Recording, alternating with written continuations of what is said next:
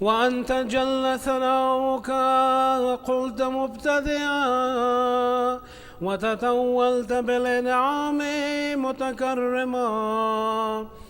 أفمن كان مؤمنا كمن كان فاسقا لا يستوون.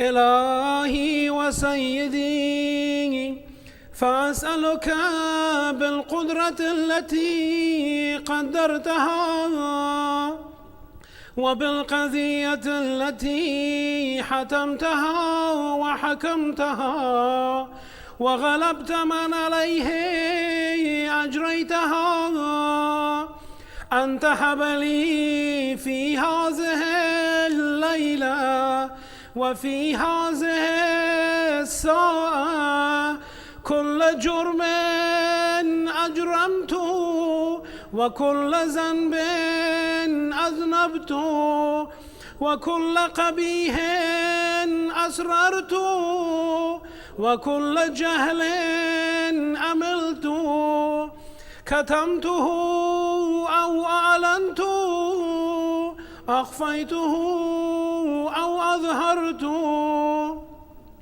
وكل سيئة أمرت بإثباتها الكرام الكاتبين الذين وكلتهم بحفظ ما يكون مني وجعلتهم شهودا علي مع جوارحي، وكنت أنت الرقيب علي من ورائهم والشاهد لما خفي عنهم، وبرحمتك أخفيت وبفضلك سترت، وأن توفر حظي من كل خير أنزلت أو إحسان فضلت أو بر نشرت أو رزق بسطت أو ذنب تغفر أو خطأ تستر. يا ربي يا ربي يا رب يا ربي يا ربي يا رب يا ربي يا ربي يا رب. يا إلهي وسيدي ومولاي ومالك رقي، يا من بيده ناصيتي، يا عليما بذري ومسكنتي، يا خبيرا بفقري وفاقتي، يا ربي يا ربي يا رب يا ربي يا ربي يا رب يا ربي يا ربي يا رب. أسألك بحقك وقدسك وعظم صفاتك وأسمائك أن تجعل أوقاتي في الليل والنهار بذكرك معمورا وبخدمتك موصولا، وأعمالي عندك مقبولا، حتى تكون أعمالي وأورادي كلها وردا واحدا، وحالي في خدمتك سرمدا. يا سيدي يا من عليه معولي، يا من عليه شكوت أحوالي، يا ربي يا ربي يا رب يا ربي يا ربي يا ربي يا رب. قوي على خدمتك جوارحي واشدد على العزيمة جوانحي وهب لي الجد في خشيتك والدوام في الاتصال بخدمتك حتى أسرح إليك في ميادين السابقين وأسرع إليك في المبادرين وأشتاق إلى قربك في المشتاقين وأدنو منك دنو المخلصين وأخافك مخافة الموقنين وأجتمع في جوارك مع المؤمنين. اللهم ومن أرادني بسوء فأرد ومن كادني فكد واجعلني من أحسن عبيدك نصيبا عندك وأقربهم منزلة منك وأخصهم زلفة لديك فإنه لا ينال ذلك إلا بفضلك وجد لي بجودك واعطف علي بمجدك واحفظني برحمتك واجعل لساني بذكرك لهجا وقلبي بحبك متيما ومن علي بحسن إجابتك وأقلني عثرتي واغفر لي زلتي فإنك قضيت على عبادك بعبادتك وأمرتهم بدعائك وضمنت لهم الإجابة فإليك يا ربي نصبت وجهي وإليك يا ربي مددت يدي فبعزتك استجب لي دعائي فبعزتك استجب لي دعائي وبلغني مناي ولا تقطع من فضلك رجائي ولا تقطع من فضلك رجائي واكفني شر الجن والإنس من أعدائي يا سريع الرضا يا سريع الرضا اغفر لمن لا يملك إلا الدعاء فإنك فعال لما تشاء يا من اسمه دواء وذكره شفاء وطاعته غنى ارحم من رأس ماله الرجاء وسلاحه البكاء يا سابغ النعم يا دافع النقم يا نور المستوحشين في الظلام يا عالما لا يعلم صل على محمد وآل محمد وافعل بي ما أنت أهله وصلى الله على رسوله والأئمة الميامين من آله وسلم تسليما كثيرا. اللهم صل على محمد وآل محمد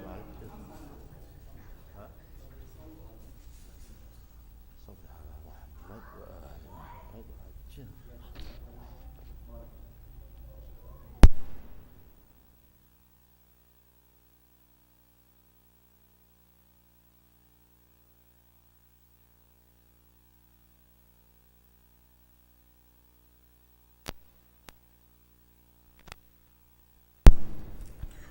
Moment, let's recite Ayyam-e-Fatimiyyah 5 times for all those in trouble, sick, or especially in Gaza and Lebanon. Let's do Ayyam-e-Fatimiyyah 5 times.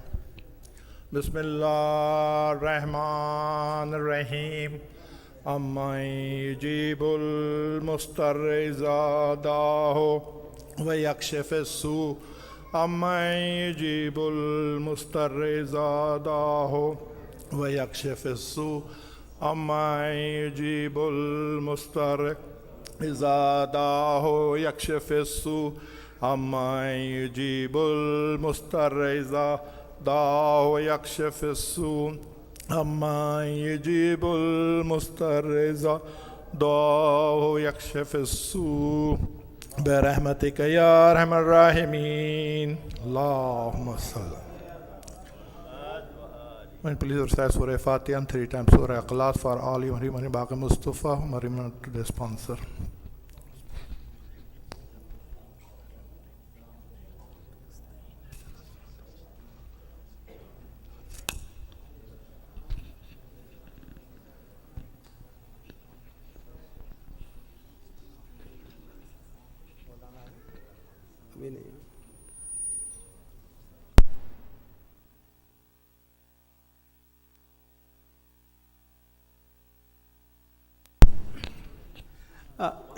Sisters are supposed to come and join us for Salat.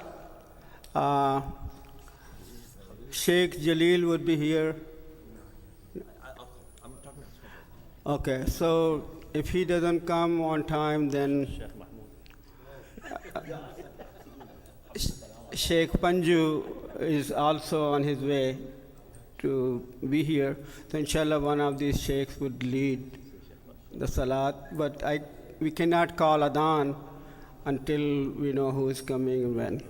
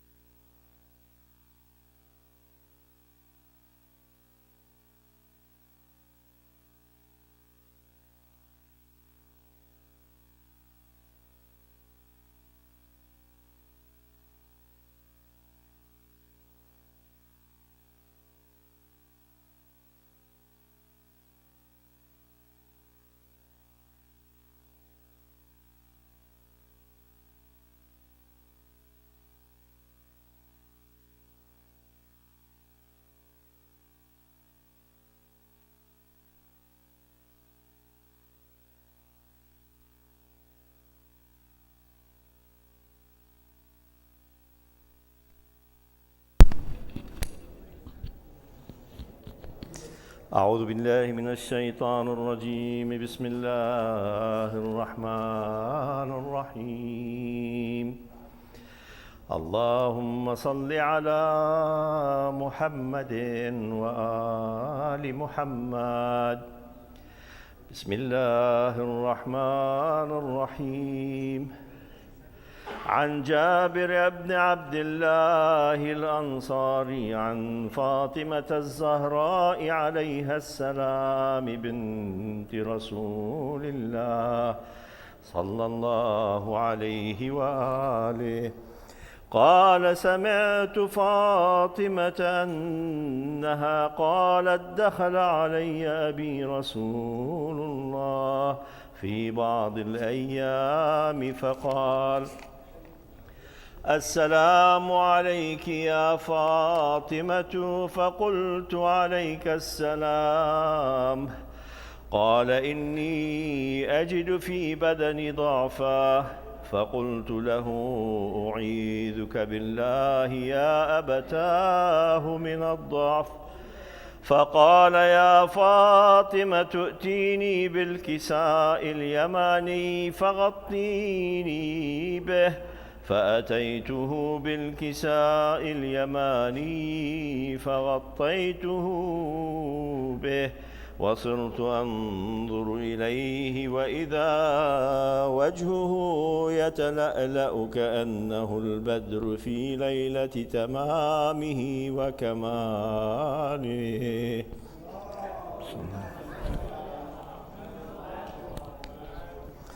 فما كانت إلا ساعة وإذا بولدي الحسن قد أقبل وقال: السلام عليك يا أماه.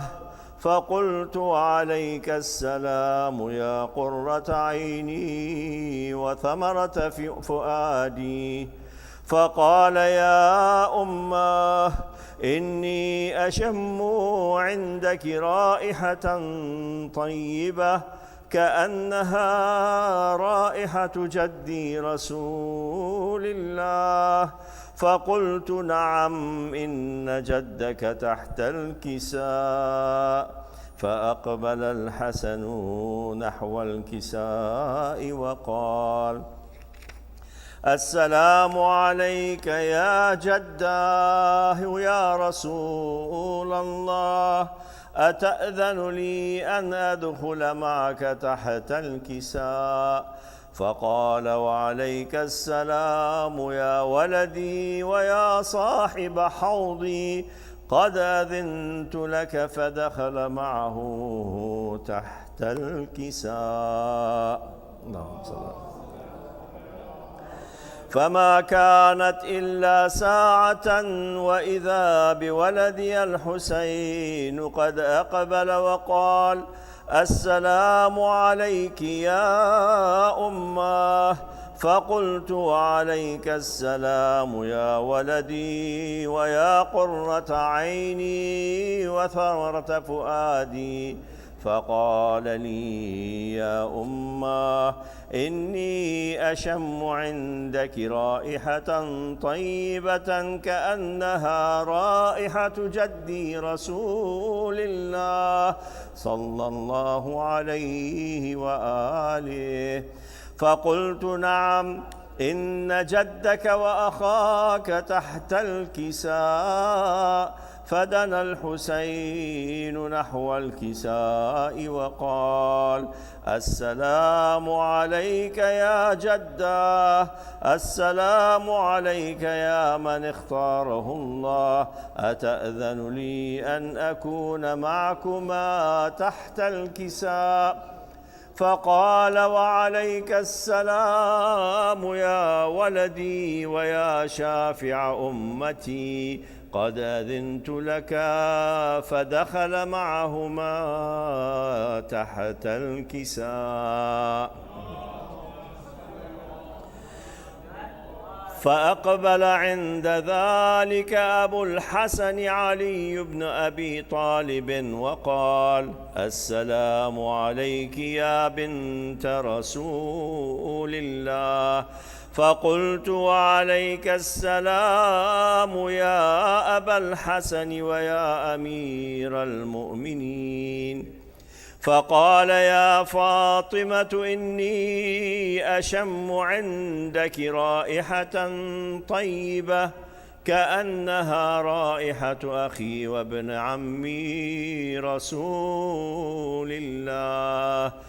فقلت: نعم، ها هو مع ولديك تحت الكساء. فأقبل علي نحو الكساء وقال: السلام عليك يا رسول الله، أتأذن لي أن أكون معكم تحت الكساء؟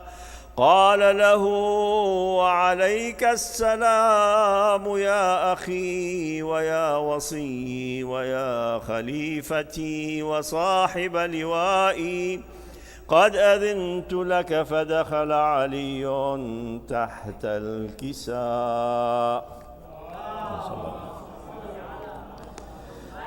ثم أتيت نحو الكساء وقلت: السلام عليك يا أبتاه يا رسول الله، أتأذن لي أن أكون معكم تحت الكساء؟ قال: وعليك السلام يا بنتي ويا بضعتي، قد أذنت لك. فدخلت تحت الكساء. اللهم صل على محمد. فلما اكتملنا جميعا تحت الكساء أخذ أبي رسول الله بطرفي الكساء وأومأ بيده اليمنى إلى السماء وقال: اللهم إن هؤلاء أهل بيتي وخاصتي وحامتي، لحمهم لحمي ودمهم دمي، يؤلمني ما يؤلمهم ويحزنني ما يحزنهم. أنا حرب لمن حاربهم وسلم لمن سالمهم وعدو لمن عاداهم ومحب لمن أحبهم. إنهم مني وأنا منهم، فاجعل صلواتك وبركاتك ورحمتك وغفرانك ورضوانك علي وعليهم، وأذهب عنهم الرجس وطهرهم تطهيرا. فقال الله عز وجل: يا ملائكتي ويا سكان سماواتي، إني ما خلقت سماء مبنية ولا أرضا مدحية ولا قمرا منيرا ولا شمسا مضيئة ولا فلكا يدور ولا بحرا يجري ولا فلكا يسري إلا في محبة هؤلاء الخمسة الذين هم تحت الكساء.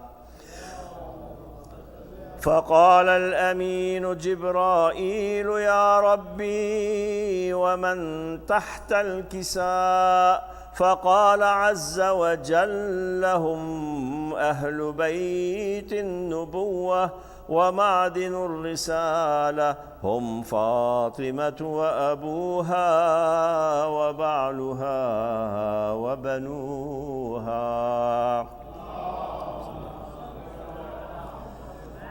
فقال جبرائيل: يا ربي أتأذن لي أن أهبط إلى الأرض لأكون معهم سادسا؟ فقال الله: نعم، قد أذنت لك. فهبط الأمين جبرائيل وقال: السلام عليك يا رسول الله، العلي الأعلى يقرئك السلام ويخصك بالتحية والإكرام ويقول لك: وعزتي وجلالي إني ما خلقت سماء مبنية ولا أرضا مدحية ولا قمرا منيرا ولا شمسا مضيئا ولا فلكا يدور ولا بحرا يجري ولا فلكا يسري إلا لأجلكم ومحبتكم، وقد أذن لي أن أدخل معكم، فهل تأذن لي يا رسول الله؟ فقال رسول الله: وعليك السلام يا أمين وحي الله، إنه نعم قد أذنت لك. فدخل جبرائيل معنا تحت الكساء. كمل. Finish it. فقال لأبي: إن الله قد أوحى إليكم يقول: إنما يريد الله ليذهب عنكم الرجس أهل البيت ويطهركم تطهيرا.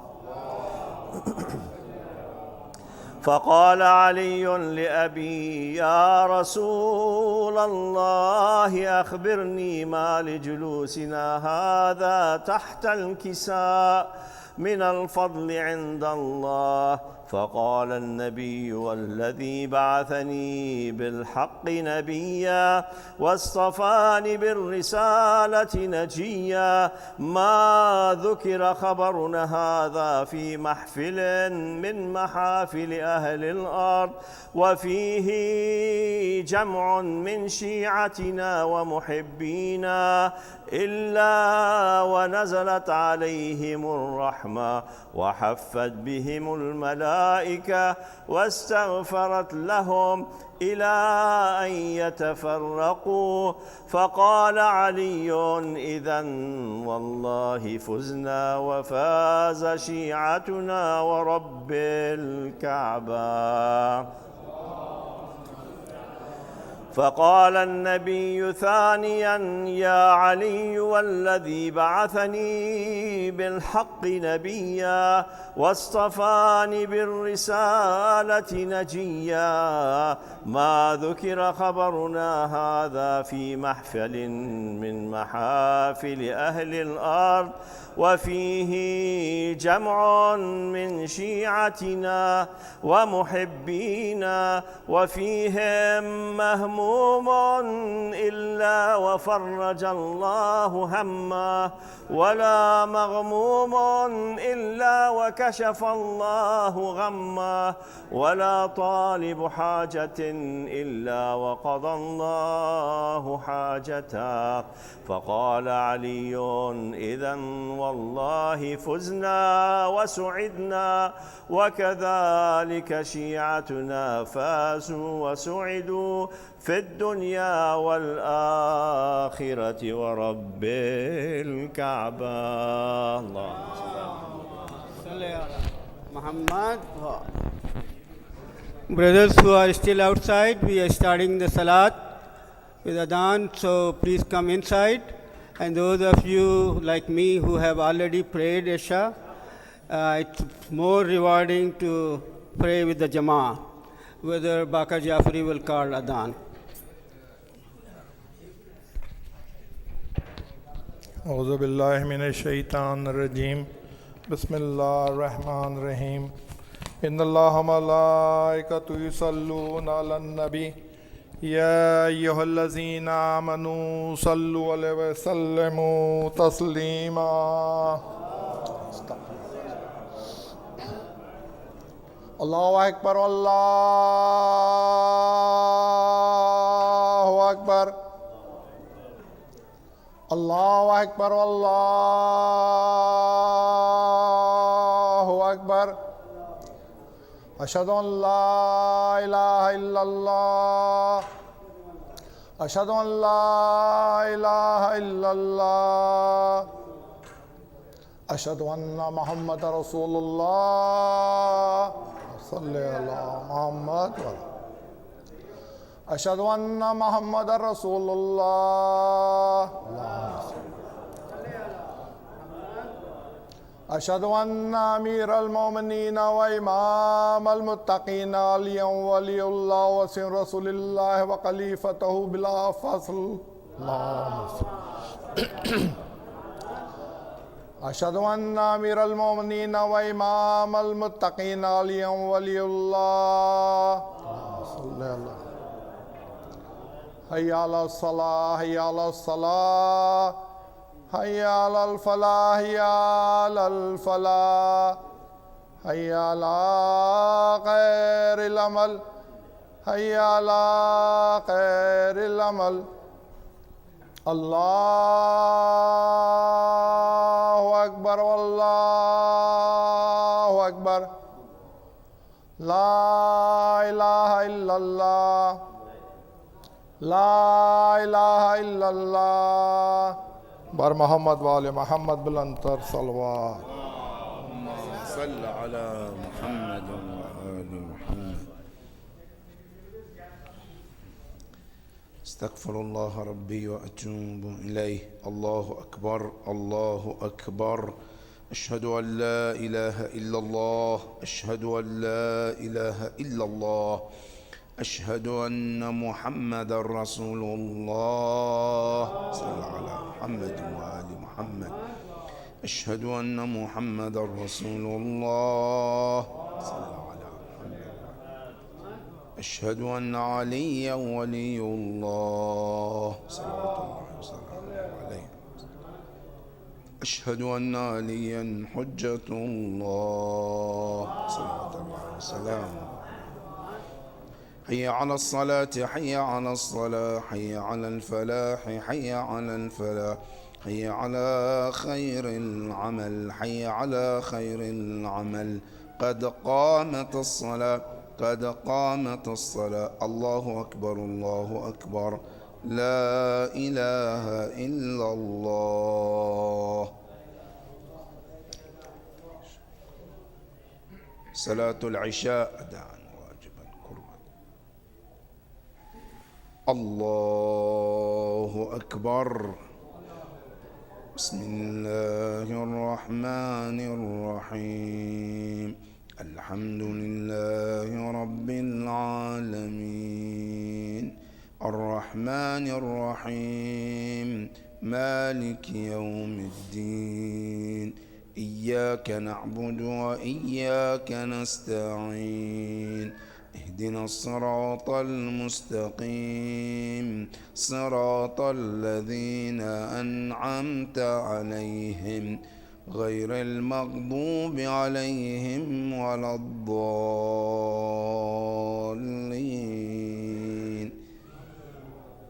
بسم الله الرحمن الرحيم.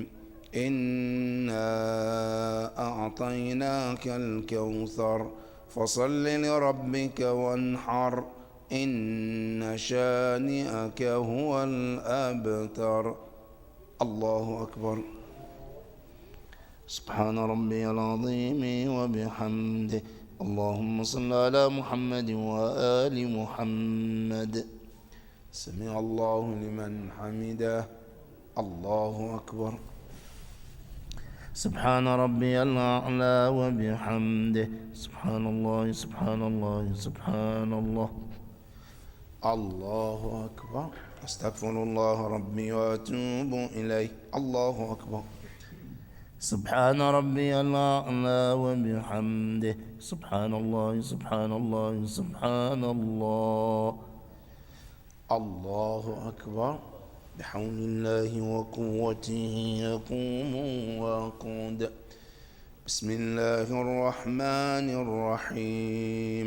الحمد لله رب العالمين الرحمن الرحيم مالك يوم الدين إياك نعبد وإياك نستعين اهدنا الصراط المستقيم صراط الذين أنعمت عليهم غير المغضوب عليهم ولا الضالين.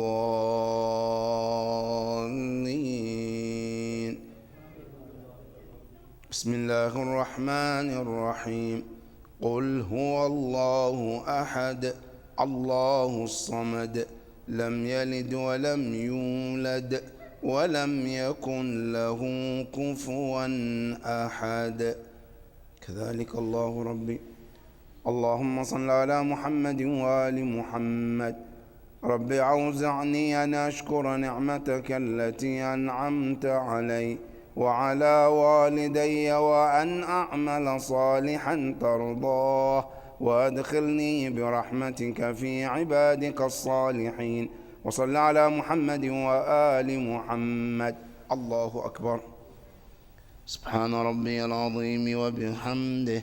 اللهم صل على محمد وآل محمد. سمع الله لمن حمده. الله أكبر. سبحان ربي الأعلى وبحمده. سبحان الله سبحان الله سبحان الله.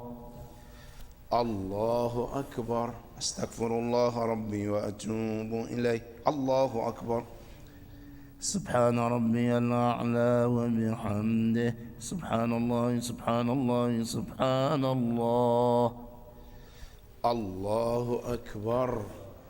الحمد لله وخير الأسماء الحسنى لله. أشهد أن لا إله إلا الله وحده لا شريك له وأشهد أن محمدا عبده ورسوله. اللهم صل على محمد وآل محمد وتقبل شفاعته في أمته وارفع درجته. بحول الله وقوته يقوم ويقود.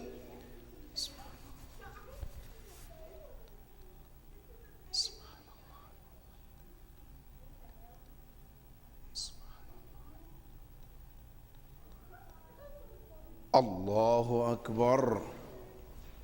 سبحان ربي العظيم وبحمده. اللهم صل على محمد وآل محمد. سمع الله لمن حمده. الله أكبر. سبحان ربي الأعلى وبحمده. سبحان الله سبحان الله سبحان الله. الله أكبر. أستغفر الله ربي وأتوب إليه. الله أكبر. سبحان ربي الأعلى وبحمده. سبحان الله سبحان الله سبحان الله. الله أكبر. بحول الله وقوته يقوم ويقود.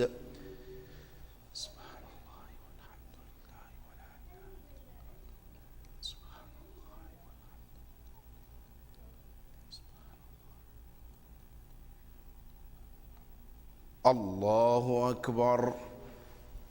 سبحان ربي العظيم وبحمده. اللهم صل على محمد وآل محمد. سمع الله لمن حمده. الله أكبر. سبحان ربي الأعلى وبحمده. سبحان الله سبحان الله سبحان الله. الله أكبر. أستغفر الله ربي وأتوب إليه. الله أكبر. سبحان ربي الأعلى وبحمده. سبحان الله سبحان الله سبحان الله. يا خير المسؤولين ويا خير المعطين ارزقني وارزق عيالي من فضلك إنك ذو فضل عظيم بمحمد وآله الطاهرين. الله أكبر. الحمد لله وخير الأسماء الحسنى لله. أشهد أن لا إله إلا الله وحده لا شريك له وأشهد أن محمدا عبده ورسوله. اللهم صل على محمد وآل محمد. السلام عليك أيها النبي ورحمة الله وبركاته. السلام علينا وعلى عباد الله الصالحين. السلام عليكم ورحمة الله وبركاته. الله أكبر الله أكبر الله أكبر. بسم الله الرحمن الرحيم. إن الله وملائكته يصلون على النبي يا أيها الذين آمنوا صلوا عليه وسلموا تسليما. اللهم صل على محمد وآل محمد. اللهم صل على محمد وآل اللهم صل على محمد وآل وأجل فرجهم. تسبيح فاطمة az-Zahra salawatullah alayha. Brother Hassan will recite Taqibat Aisha.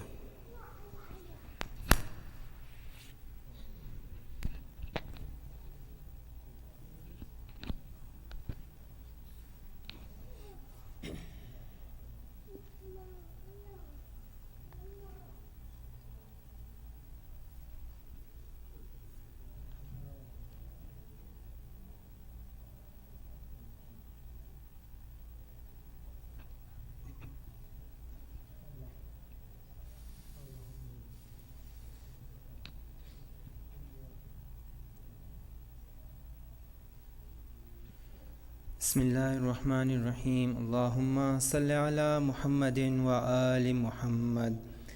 يا من أظهر الجميل وستر القبيح، يا من لم يؤاخذ بالجريرة ولم يهتك الستر، يا عزيم العفو يا حسن التجاوز، يا واسع المغفرة يا باسط اليدين بالرحمة، يا صاحب كل النجوى ويا منتهى كل شكوى، يا كريم الصفح يا عزيم المن، يا مبتدئا بالنعم قبل استحقاقها، يا سيدنا يا ربنا يا مولانا يا غاية رغبتنا، أسألك يا الله وألا تشوه خلقي بالنار.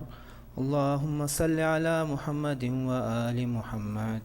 اللهم صل على محمد وآل. Please recite Surah Fatiha and 3 times Surah Ikhlas for all of your marhumin who are buried in Bagh Mustafa and Shohada.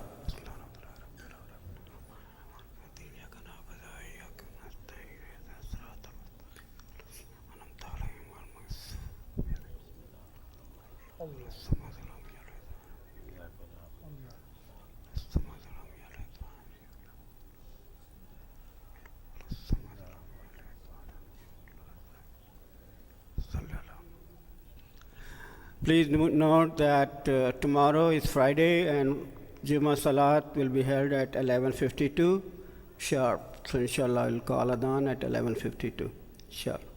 Mutawajjih ziyarah.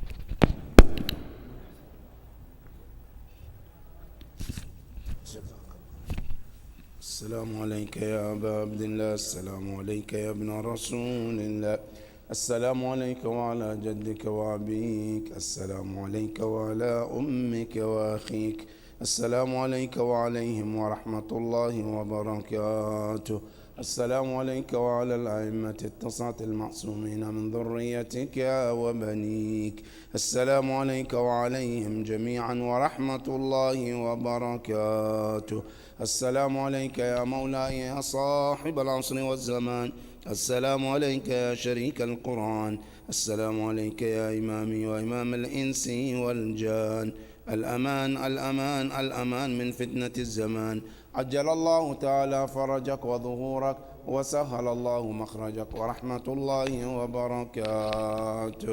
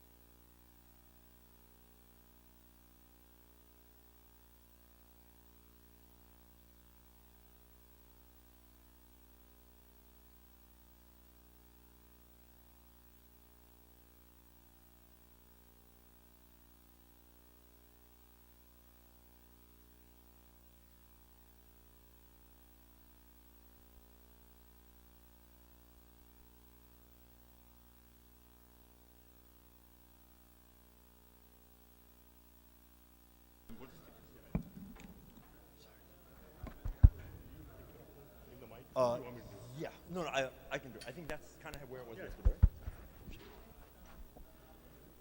Sallu ala Muhammad wa ali Muhammad.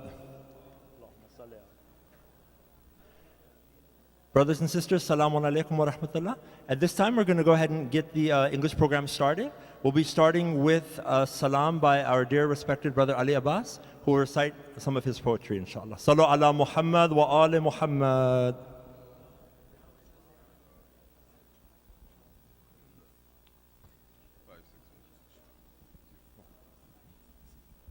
You gotta get up there, man. How are you, bro? Good?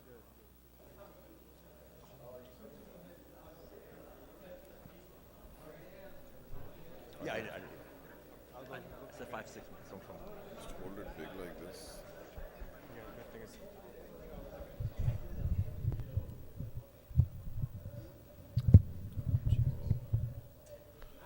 Sallu ala Muhammad wa ali Muhammad.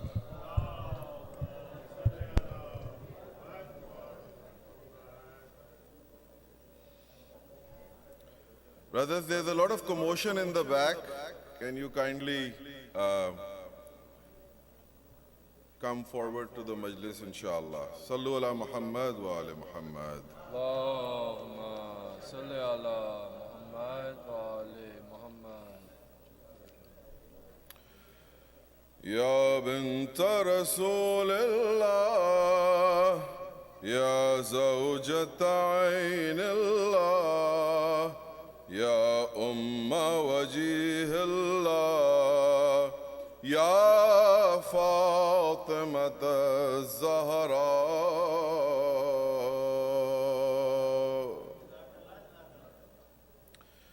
Ya bint Rasulillah, Ya zawjat Aynillah, Ya Umma Wajihillah, Ya Fatimah az-Zahra.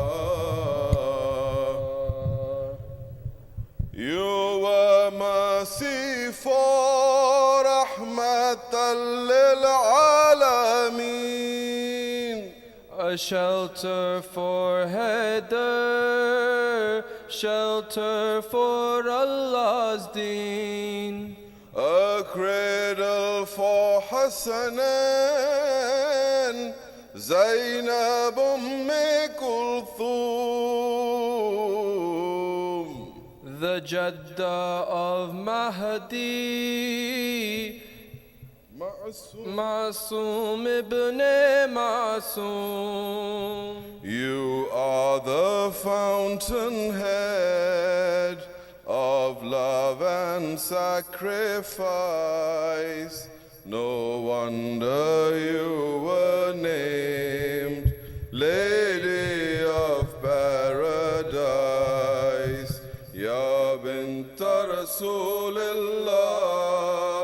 Ya zawjat Aynillah, Ya Umma Wajihillah, Ya Fatimah az-Zahra.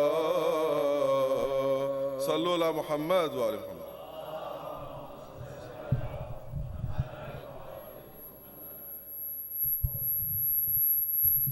Is there something?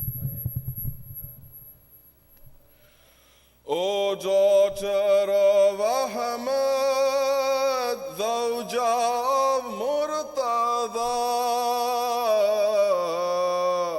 O mother of Hassanan, Ya al-Aima.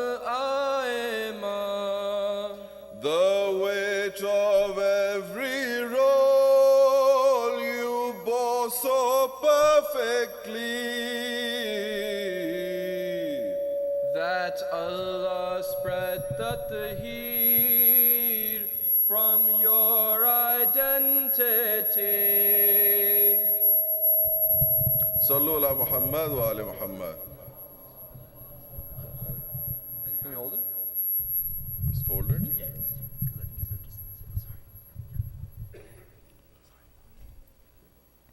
The weight of every role you bore so perfectly, that Allah spread the tahir from your identity. Look, this is Fatimah, and this is her father, and this is her husband, and this her progeny. انظرهم فاطمة أبوها بعلها بنوها أهل البيت طهرهم تطهيرا صل على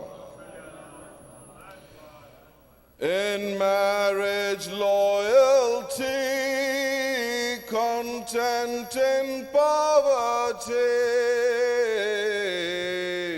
As parent keeping faith during adversity. When working with fidda, preaching equality. When feeding the needy, teaching humanity. Your virtues are unmatched, Ya Abiha, your model worthy of Sayyidatun Nisa. يا بنت رسول الله يا زوجة عين الله يا وجيه الله يا فاطمة الزهراء. Last stanza but loud salawat.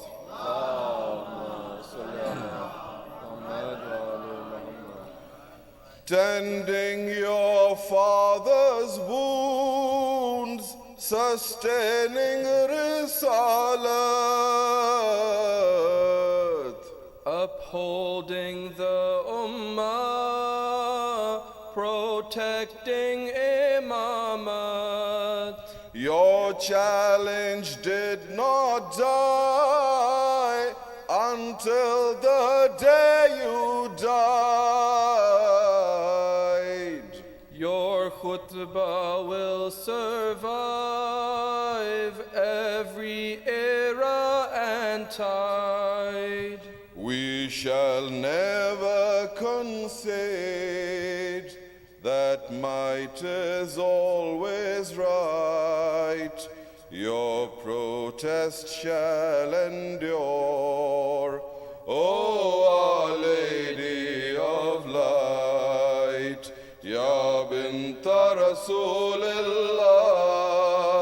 Ya Zawjata Aynillah, Ya Wajihillah, Ya Fatimah az-Zahra. Sallu ala Muhammad wa ala Muhammad.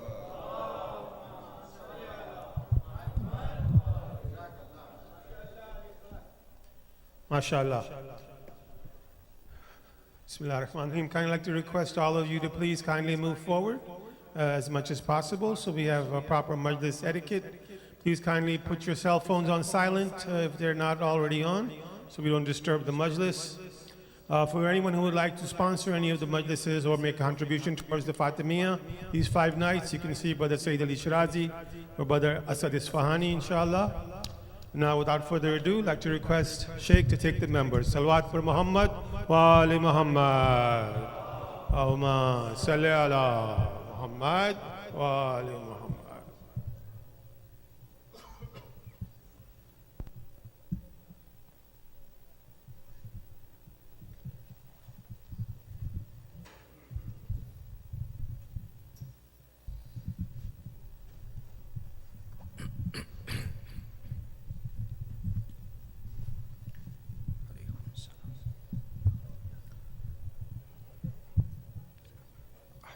On the Lady of Light, Lady Fatimah az-Zahra, Salamullah alayha. Jazakumullah.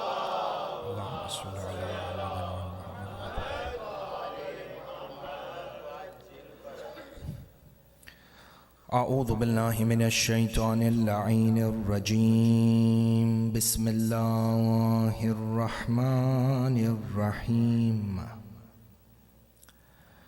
الحمد لله بارئ الخلائق الأجمعين باعث الأنبياء والمرسلين ثم الصلاة والسلام على أشرف الأنبياء حبيب قلوبنا وشفيع ذنوبنا أبي القاسم محمد اللهم صل على محمد وعلى محمد ثم الصلاة والسلام على أهل بيته الطيبين الطاهرين المعصومين المظلومين لا سيما مولانا صاحب الأمر والزمان اللهم صل على محمد وعلى محمد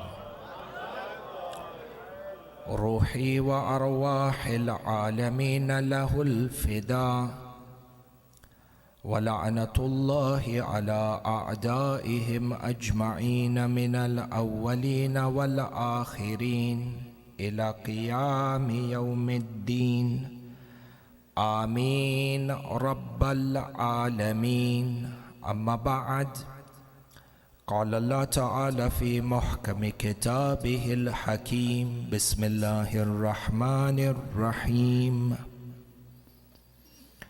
إن علينا جمعه وقرآنه صدق الله العلي العظيم وآمنا به نوروا مجالسكم بذكر محمد وآل محمد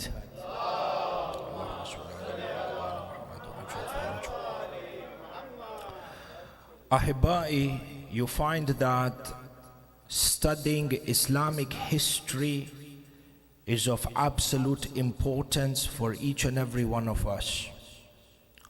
Because within the field of Islamic history, at the very minimum, there are two deeply related issues that are embedded within history, or two deeply related concepts that are embedded within Islamic history. Number one is our Aqeedah. The science of history and history as a field allows us to understand our Aqeedah to a greater extent, and our success in the dunya and the akhirah, the fulfillment of the purpose of our existence and our roles and our responsibilities towards the Ahlul Bayt cannot be fulfilled until and unless we have an Aqeedah which is solid. And this is the summary of the entire advent of Karbala. If you were to look at the sifat of the ashab of Imam Al-Hussein, from the companions of Sayyidah Shuhada, from the eldest of the companions according to some of the historians, which was Joan, according to some of them, we have within the books of history, if my memory does not fail me, close to 6 or 7 companions of Rasulullah who were within the tent of Imam Al-Hussein, within the camp of Sayyidah Shuhada, all the way down to the youngest of the Shuhada. You will find that one sifat, regardless whether it was Habib or Muslim or Joan or the Shuhada of Bani Hashim or Wahab or Habib ibn Madahir, one sifat that all of them had was that they were unmovable mountains when it came to Aqeedah. There was no shock in this. And you find that this is one of the sifat of those of us who aspire to be from amongst the ashab and the ansar of the awaited Imam. Because you find that in the characteristics of the companions of the awaited Imam, who will fill the earth with peace and justice. Don't think about this. The Imam is coming to fill the earth with peace and justice. It's not just coming to change one country, two countries. It's not coming to change one state, one city. Even though changing a city is a big thing. Intum shufu, you are at the doors of elections, or you're in the period of a transition. You see, when a new government wants to come in, what type of individuals are needed in order to facilitate economic growth and prosperity in a city, state, or in a country? The team that needs to come behind them, team of experts, dedicated, everything doing. Sahilola, you can't just have one good leader. You need to have an entire team around him. They need to have sifat. So now imagine, they need to have qualifications. Now if we can understand this in dunyawi situations, then what about this mission that Imam Al-Hujjah is coming with, that he wants to fill the earth with peace and justice, just like that it has been filled with injustice and oppression. What is the characters of those companions, the qualification that is needed for you and I to attain in order to be a part of this grand movement? Imam Al-Jawad says, قُلُوبُهُمْ كَالزُّبْرِ الْحَدِيدِ. Their hearts are like steel when it comes to Aqeedah. Strengthening Aqeedah is absolutely important. There could be compromise in every aspect of life except for Aqeedah. Because this is one, Aqeedah is strengthened, understood through history. Number two, history allows us to build our identity. And you find this is a common ishkal, particularly during the times of Fatimiyyah, where a lot of people may come forward for different reasons. Some of them are genuinely interested, some of them by way of fitna, some of them by way of their own dunyawi goals. They come and they say, every year Fatimiyah, why you have to talk about Sayyidah az-Zahra? Why you have to talk about the dhulm that happened on Sayyidah Fatimah az-Zahra? Why are we so stuck on focusing on the past? History, let bygones be bygones, and let us focus on the present. Let us focus on the future, live in the now, the way they say. Subhanallah, this concept, this way of thinking is totally contradictory to the Quran. You open the Quran from Surah Al-Fatiha to Surah Al-Nas. Look how Allah constantly brings up history. History of Nabi Musa, history of Nabi Isa, history of the Anbiya, people of the past. In fact, Allah subhanahu wa ta'ala in the Quran tells you, go and travel. Why? Because if you travel the vast earth of Allah subhanahu wa ta'ala, you will see the history of the civilizations before you and take lesson and heed from them. Where they failed, protect yourself now. Where they succeeded, adapt. History allows you to build your identity. And therefore, Ahibba, studying Islamic history is absolutely important. And as you embark on this journey of Islamic history, one of the most critical aspects of early Islamic history are the events that happened and the events that took place leading up to the martyrdom of Rasulullah, number one. The events that happened whilst the Prophet was, or once the Prophet was martyred and before he was buried, number two. Number three, that part of history immediately after the burial of Rasulullah up to the time of the martyrdom of Sayyidah Fatimah az-Zahra. These are critical periods of Islamic history that shape your Aqeedah, that shape your identity.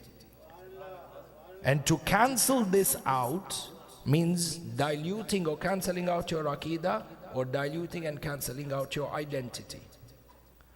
And within these phases of history, Ahibba'i, there is one particular part of history that we would like to discuss for tonight's majlis. And this is the history of the compilation of the Holy Quran. As we study the tafsir of the Quran, as we memorize the Quran, as we recite the Quran, as we learn lessons and extrapolate lessons from the Quran, it is absolutely important for us to study the history of the Holy Quran. Who compiled the Quran? When was the Quran authored? Who were the individuals that were involved in the compilation of the Quran? So for tonight's majlis, Ahibba'i, our focus is in regards to the history of the Holy Quran and the history of the compilation of the Quran. And this bahath, we will put forward and present this bahath with the following chronology. Number one, we will very briefly mention the mainstream narrative within the Islamic books as to how the Quran was compiled. Number one, the mainstream narrative, like what you can say your mainstream media, the news that the media gives you, and then there is the real news that you get. So we will look at the mainstream narrative of the compilation of the Holy Quran, number one. Number two, we will critically re-examine using historical texts to see whether this verifies or matches or contradicts the mainstream narrative that is put forward. We will do this in two steps. We will look at Dalil Am, general sets of proof, and then we will look at Dalil Khas, particular sets of proof for the Holy Quran. Number three, we will then examine the role of Amirul Mu'mineen, Imam Ali ibn Abi Talib, salawatullahi wa salamuhu alayhi, Allahumma salli ala Muhammad wa ala Muhammad, when it came to authoring and compiling the Holy Quran. And finally, time permitting, we will examine, or we will briefly have a look at what happened to the copies of the Holy Quran that were authored with Amirul Mu'mineen. Insha'Allah, all of this beginning with a loud salawat ala Muhammad wa ala Muhammad.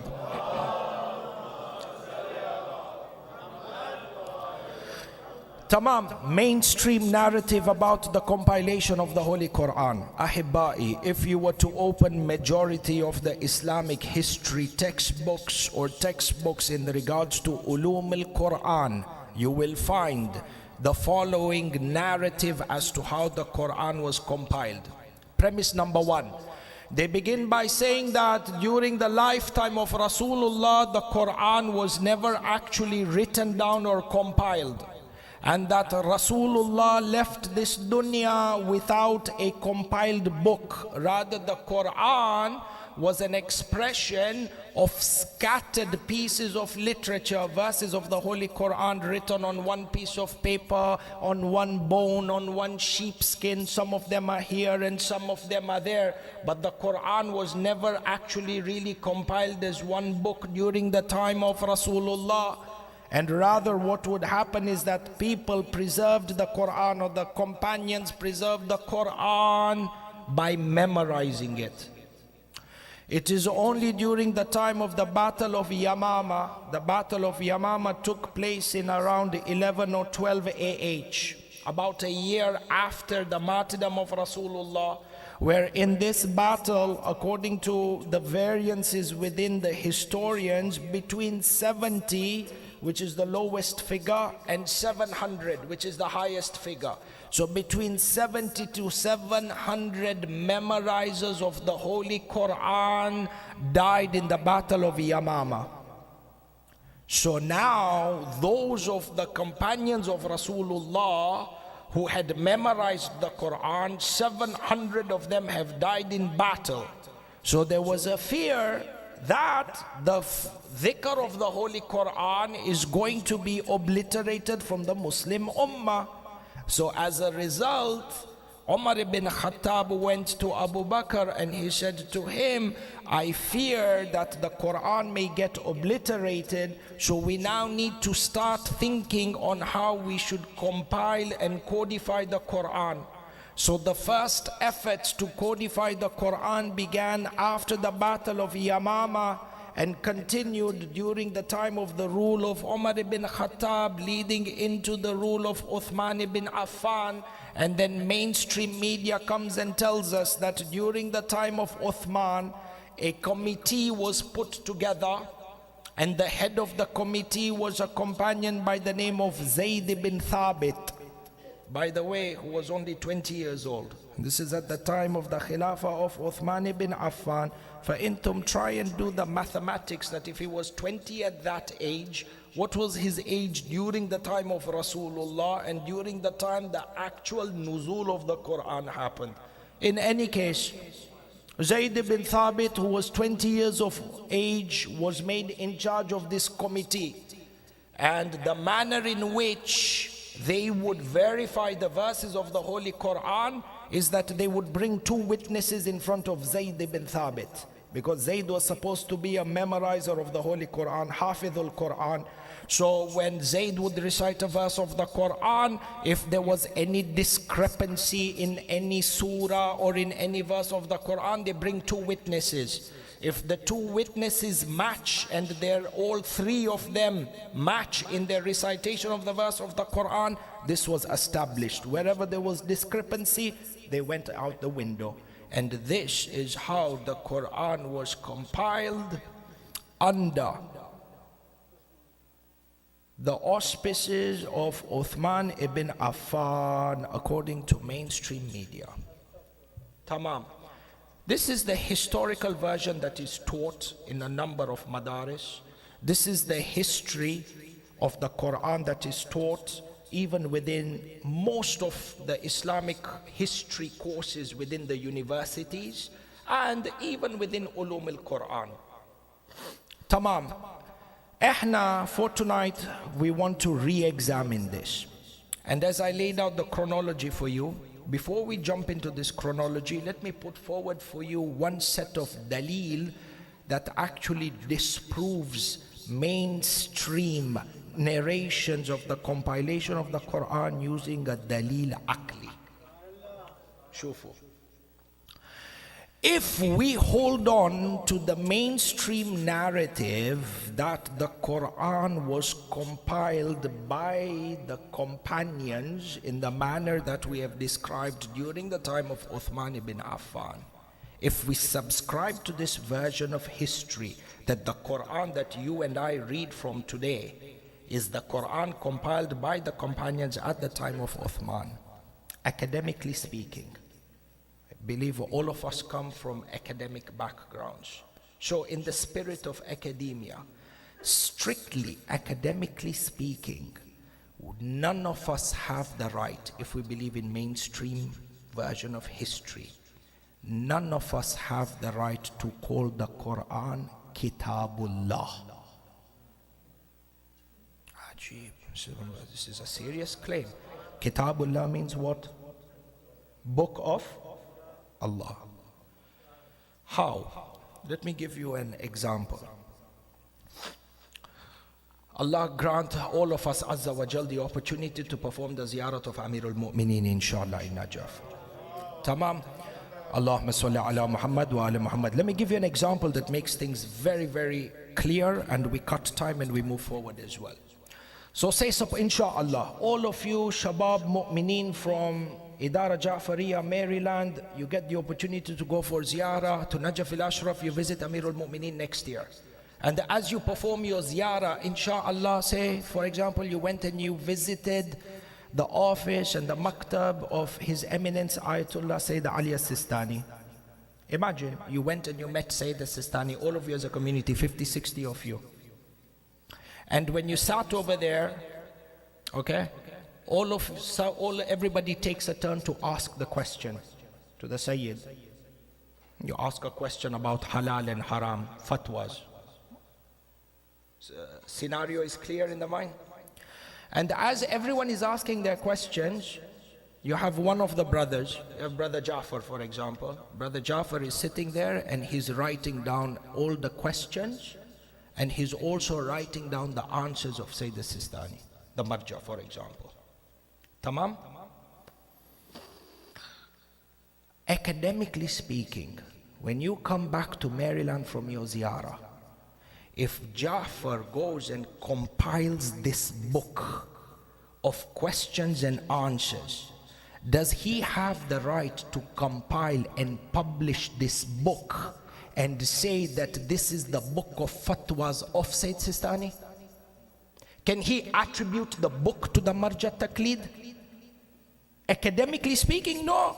What he can do is, he can say that these are questions and answers that we as our independent efforts wrote down together that may or may not represent the fatwas of the Sayyid, of the Marja. So this is your individual attempt and your understanding of what the fatwa may be. Same thing when it comes to ulum al-Quran. If we come forward and are insistent on the mainstream narrative that this Quran is Kitabullah, I cannot take the independent efforts of the compilation of the Quran by the Sahaba and attribute it to Allah. So no, what is this? Academically speaking, you can't do this. You go your own compilation and you attribute it to somebody higher than you. This is unheard of, unseen of. Academically speaking, it's a joke, it's a lie. Not only is it a lie, but at a higher level it's called blasphemy. In any case, dalil aqli. We move with our chronology. Sallu ala Muhammad wa ala Muhammad. The first thing that we analyze is, Ahibba'i, the claim that is made that during the time of Rasulullah, or when Rasulullah left this dunya, the Quran as a written copy did not exist. We want to disprove this claim, number one, with two types of dalil, which is dalil am. Shufu. We have a hadith, numerous hadith in fact. This hadith is narrated by Sunan at-Tirmidhi, and pay attention to the methodology on how we achieve or reach to our conclusion by disproving the major premise, which is the mainstream narrative. We're together? Tamam. Hadith is mentioned in Sunan at-Tirmidhi or Sahih Tirmidhi.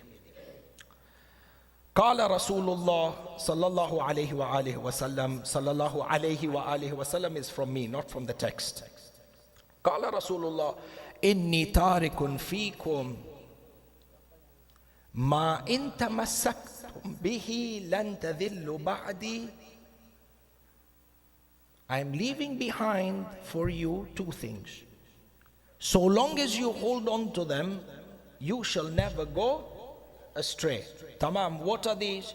It says أحدهما أعظم من الآخر or أعظم من الآخر كتاب الله حبل ممدود من السماء إلى الأرض. One of them is greater than the other, and this is the Holy Quran, which is the rope of Allah subhanahu wa ta'ala that extends from the heavens down to the earth.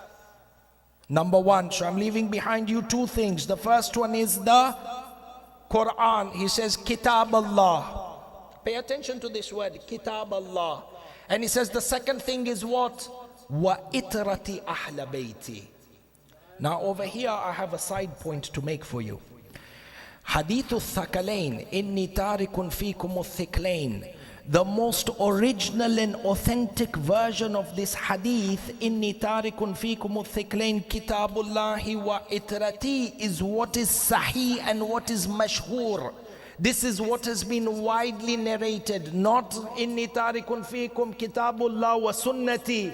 La, what was mashhoor even within the non-Shia was, I leave behind you the Quran and my Ahlul Bayt. And the proof for this is Sahih Tirmidhi. And the same hadith that I leave behind for you, the Quran and my Ahlul Bayt, is also listed in the writings of Ahmad ibn Hanbal in his Musnad, and in Sunan ad-Darimi, and in the Mustadrak of Sahihain. It is also mentioned by Al-Bayhaqi in his book Sunan al-Kubra, and is mentioned in Majma'u Zawaid, and is also mentioned in the Musannif of Ibn Abi Shayba, who is the teacher of the author of Sahih Muslim. All of them have said in Hadithul Thaqalain, inni tarikun fikum kitabullah wa itrati ahla bayti. Where did Sunnati come from? Sunnati came from the first time this concept of replacing Ahlul Bayt with the Sunnah came in the writings of Malik ibn Anas, the Imam of the Maliki school of thought, when he wrote the book Muwatta. Muwatta was written in which time period? During the time of the Abbasi Khalifa Mansur, where he came to Malik ibn Anas and he said to him, write for me a compilation of fiqh. This is a separate majlis, but the goal of the compilation of the fiqh is that there is an alternate source of truth to the derivation of the ahkam other than what Ahlul Bayt is preaching. Because at that time the madrasa of Imam Al-Baqir and Imam Al-Sadiq was full force. So in order to create an alternate source of truth, Kitab al-Muwatta was written. In any case, the kalam is where over here? Is that Rasulullah says from within Sahih Tirmidhi that I'm leaving behind for you two things. What was the first thing? Kitabullah. Ajib. Rasulullah is saying to the people in his lifetime that I am leaving behind for you a book, kitab. The word kitab means what? Kitab in Arabic language is a word that is attributed to a number of pages that are collated together between two covers. This is what you call a book, even in English language. B-O-O-K. The word book is applicable to something that is put pieces of paper that are compiled together and have a cover. I cannot call a piece of paper that is lying here and there and there and there and there and one sheepskin over there, call this is a book. What language is this? This is against the application of language. That the word is attributed to a certain meaning. The word kitab is attributed to the meaning of a compilation of papers together. So if we say that the Quran was scattered in different pieces of bones and papers in Fulan's house and Fulan's house, how do you call this a book? Rasulullah says, no, it's a book. Second proof. This is narrated in Sahih Bukhari. And the hadith is categorized as Sahih according to their levels of ilm al-rijal. لما حضر رسول الله في البيت لما حضر رسول الله وفي البيت رجال. When Rasulullah was living his final moments, and there were people who were inside of the house. فيهم Umar ibn Khattab, and from amongst them there was Umar ibn Khattab. So the Prophet said, قال النبي هلما أكتب لكم كتابا لا تذل بعده. This is where, in which Sahih? Bukhari. Look at what the Prophet is saying. In his final moments, he said, people, give me a pen so that I can write for you something. لَن تَذِلُّ بَعْدِي أَبَدًا. If I write this wasiyah for you, no one shall ever go astray. The particle of negation, for those of us who study Arabic language, lam noon, it denotes negation in the present tense up to the future. Meaning that if this wasiyah of Rasulullah is to be written and implemented, nobody until the day of judgment will ever go astray. Hadith, see, reading hadith is one thing, memorizing hadith is one thing, but the real lidda is in the fiqh of hadith. Shufu. This Bukhari, what does Bukhari say? Rasulullah said, and this hadith is categorized as sahih. Rasulullah in his final moments is saying, give me a pen so that I can write for you. Ajib. If you go back to mainstream history, from the time we were young to the time we died and became old, they said that Rasulullah was illiterate and couldn't write.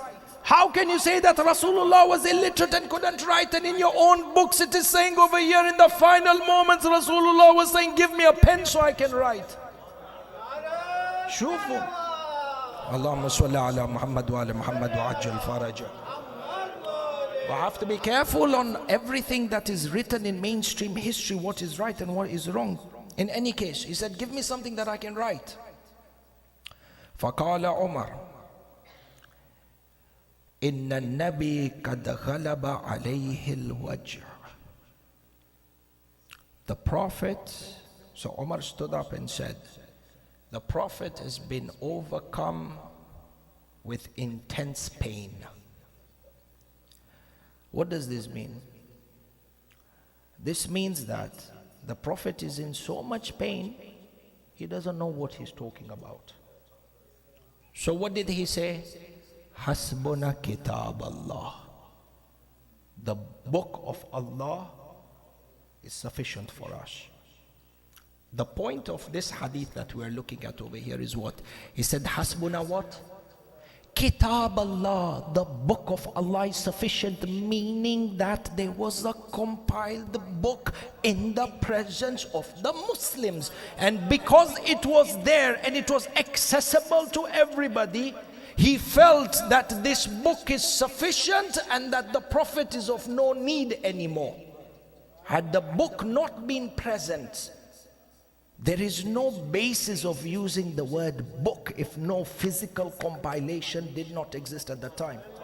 Either you say that the speaker is ghair hakim, or this is a direct violation of the rules of language. When you attribute a word to a certain meaning, even metaphorically speaking, you cannot apply the word book to scattered pieces of paper. This is dalil am, in the way that the people were talking at the time, and the usage of the word kitab in reference to the Quran gives us enough of a clear indication that there existed a written, compiled copy of the Quran during the time. This is dalil am. Sallu ala Muhammad wa ala Muhammad.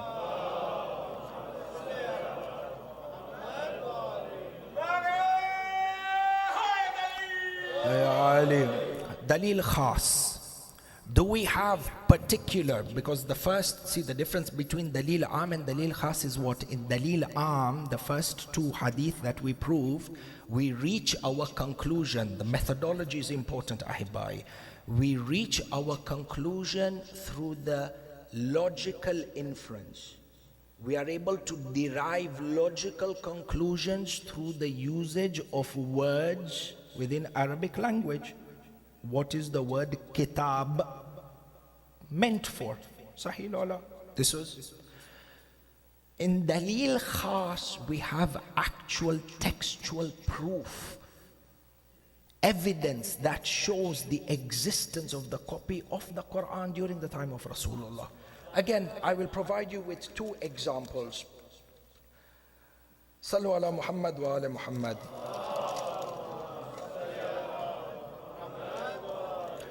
We have hadith from Sunni sources, and this is from Durr al-Manthur, the Tafsir Durr al-Manthur, which is also available electronically and in hard copy today, by Jalaluddin al-Suyuti, who is one of the greatest mufassirin of the Quran from the Amma.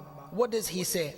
Hadith Sharif in regards to Ibn Abbas, they are talking about the time of the Holy Prophet. How was the Quran obtained by the people during the time of the Holy Prophet? So look at what is narrated by Ibn Abbas. كانت المصاحف لا تباع.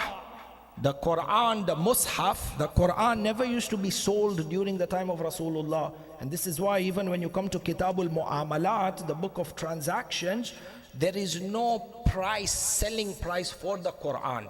Can't go to the shop and say, I want to buy the Quran. Or if I have a bookstore, I can't say, I'm selling the Quran for this price. What you say is, you ask, what is the hadiyah for the Quran? The gift for the Quran. Tamam. So he says, Kanat al-masahif la tuba. Quran never used to be sold. Kana rajul. How did people get access to the Quran during the time of Rasulullah? Look at what Ibn Abbas says. كان الرجل يأتي بورقة عند النبي فيقوم الرجل فيحتسب فيكتب ثم يقوم آخر فيكتب حتى يفرغ من المصحف.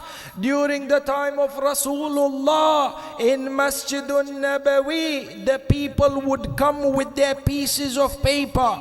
They would come and they would stand next to Rasulullah and they would look at a master copy of the Holy Quran, and then they would begin writing as much of the Quran as they could on different pieces of paper. When one person finishes, another person comes, writes as much as he can. When he finishes, a third one comes, and then a fourth and a fifth. And this is how the Quran was spread.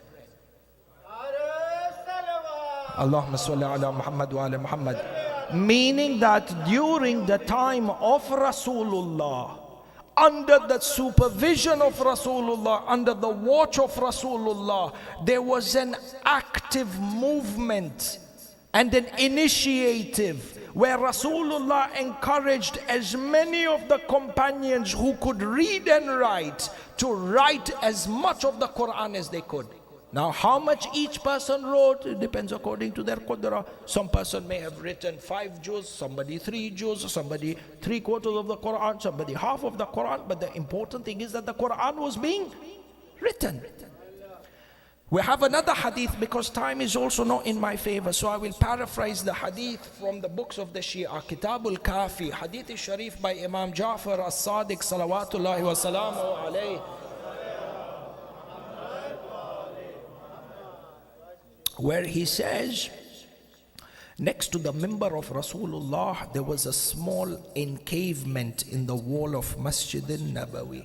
Like in some places, how you see when you go to the masjid, you have a mihrab, or you have an encavement over here. There was a small encavement, and it was just tall enough, the length was high enough for a person who's almost in a state of ruku to actually go in. And there would be a master copy of the Quran over there. And people would look at it and they would copy. There were no photocopy machines at that time. They would look and they would handwrite and they would copy pieces of the Quran. This shows you what? Dalil khas. That the mainstream narrative that is taught to us, that there were no copies of the Quran that existed at the time that Rasulullah passed away, and that this was an initiative where the Quran was compiled and codified during the time of Uthman ibn Affan, needs to be critically re-examined and corrected, because historical evidence suggests otherwise. Tamam. If we understand this, we come to the next stage, which is, what was the role of Maulana Amirul Mu'mineen when it came to the compilation of the Holy Quran? Ahibba'i, it is an undisputed fact within our books that the Quran was compiled by none other than Amirul Mu'mineen. And no other person apart from Amirul Mu'mineen deserved to compile the Holy Quran. And there is collaborating evidence of what is found in our books, even in the books of the non-Shia.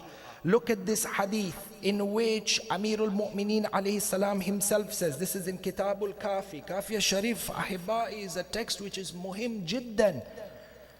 All of us in this day and age, in the ghaiba of the 12th Imam, Intum living in the West, studying in the madrasa, teaching in the madrasa, Kitabul Kafi is a necessary resource for us to possess. Usulul Kafi in particular.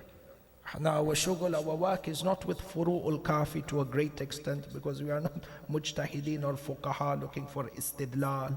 Usulul Kafi, everybody should have. We need to invest as a community where texts such as Usulul Kafi are easily available and accessible, and invest in translations that are decent and accurate. Sahih Lola, tamam. Kitabul Kafi, Sheikh Al-Kulayni, Allahu Akbar. If we have time, inshallah, in another opportunity, I recite a majlis particularly on Sheikh Kulayni and Kitab Al-Kafi. I have seen in Najaf al-Ashraf, Marja Taqleed, they teach Usulul Kafi on Wednesdays. When the Marja picks up Kitabul Kafi, in fact, Labas, Ayatollah Sheikh Bashir al-Najafi, I have seen with my own eyes, on Wednesdays, he has Tafsir al-Quran. One of the Wednesdays when he referenced Kitabul Kafi of Sheikh Al-Kulayni, when he picked up Kitabul Kafi, he put it on his forehead, he kissed it, and then he opened the book. Same ihtaram that you show the ihtaram for the Quran, because these are the words of Ali Muhammad. Oh, Allahu Akbar, Kitabul Kafi.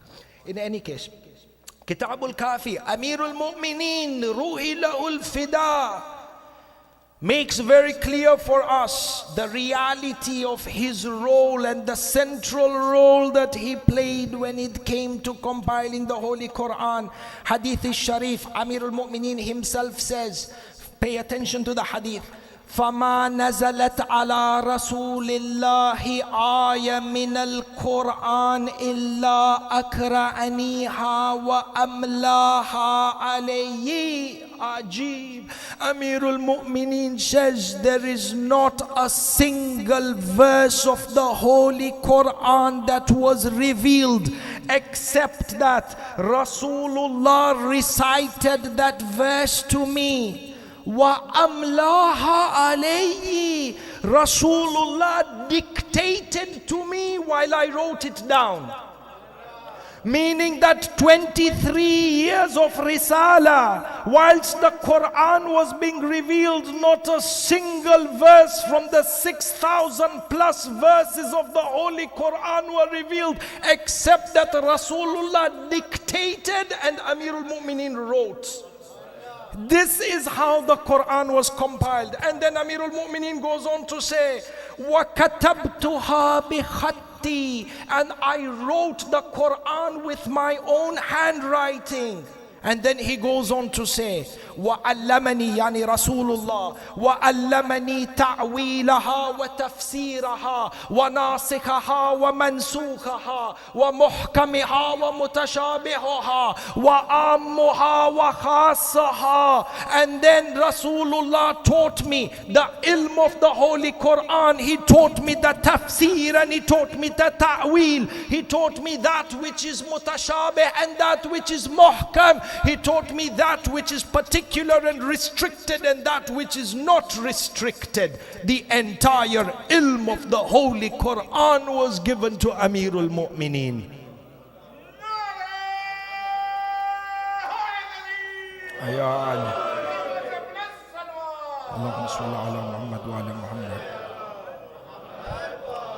It's not just like this that Rasulullah said in the books of the Amma. Refer back to Majma' al-Zawaid. We have a number of references over here. Ibn Hajar, in the writings as-Sawa'iq, if I'm not mistaken, of Ibn Hajar. You go back to the writings of Al-Haythami, Tabarani, Mustadrak al-Sahihain. You will find the hadith of Rasulullah where he says, Aliyun ma'al Qur'an, wal Qur'anu ma'a Ali. Why? With this entire ilm, ta'wil, tafsir, khas, am, mutashabih, muhkam, zahir, batin, everything is with Amirul Mu'mineen, such that the writing of the Quran was with Amirul Mu'mineen. You know what the word ma'a means? Mim, alif, inseparability between Ali and the Quran. Whether it was the physical copy of the Quran or the ruh of the Quran, inseparable from Amir al-Mu'mineen.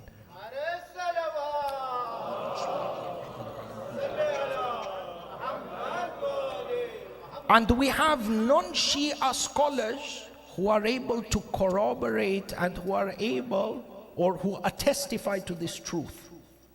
If you were to go back to Tariq Yaqubi, those of us who are students of history, Islamic history, you know the weight of Yaqubi in his history, Tariq Yaqubi.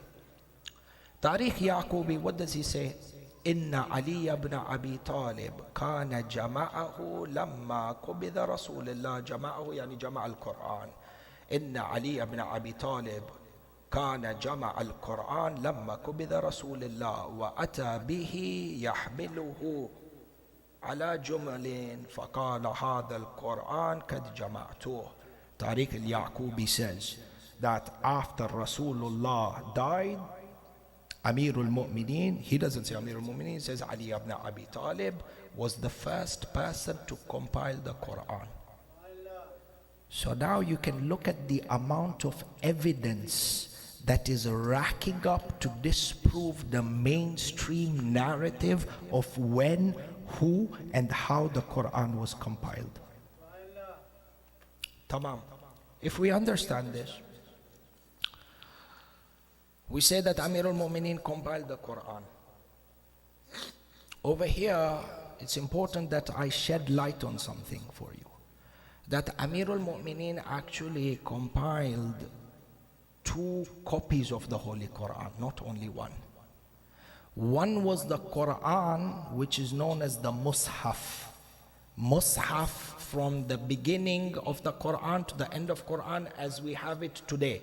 And this, by the way, is without going into the bahath, into the discussion of the different qira'at and how the qira'at return back to Amir al-Mu'mineen. If we add that as additional evidence, Allahu Akbar ba'ad.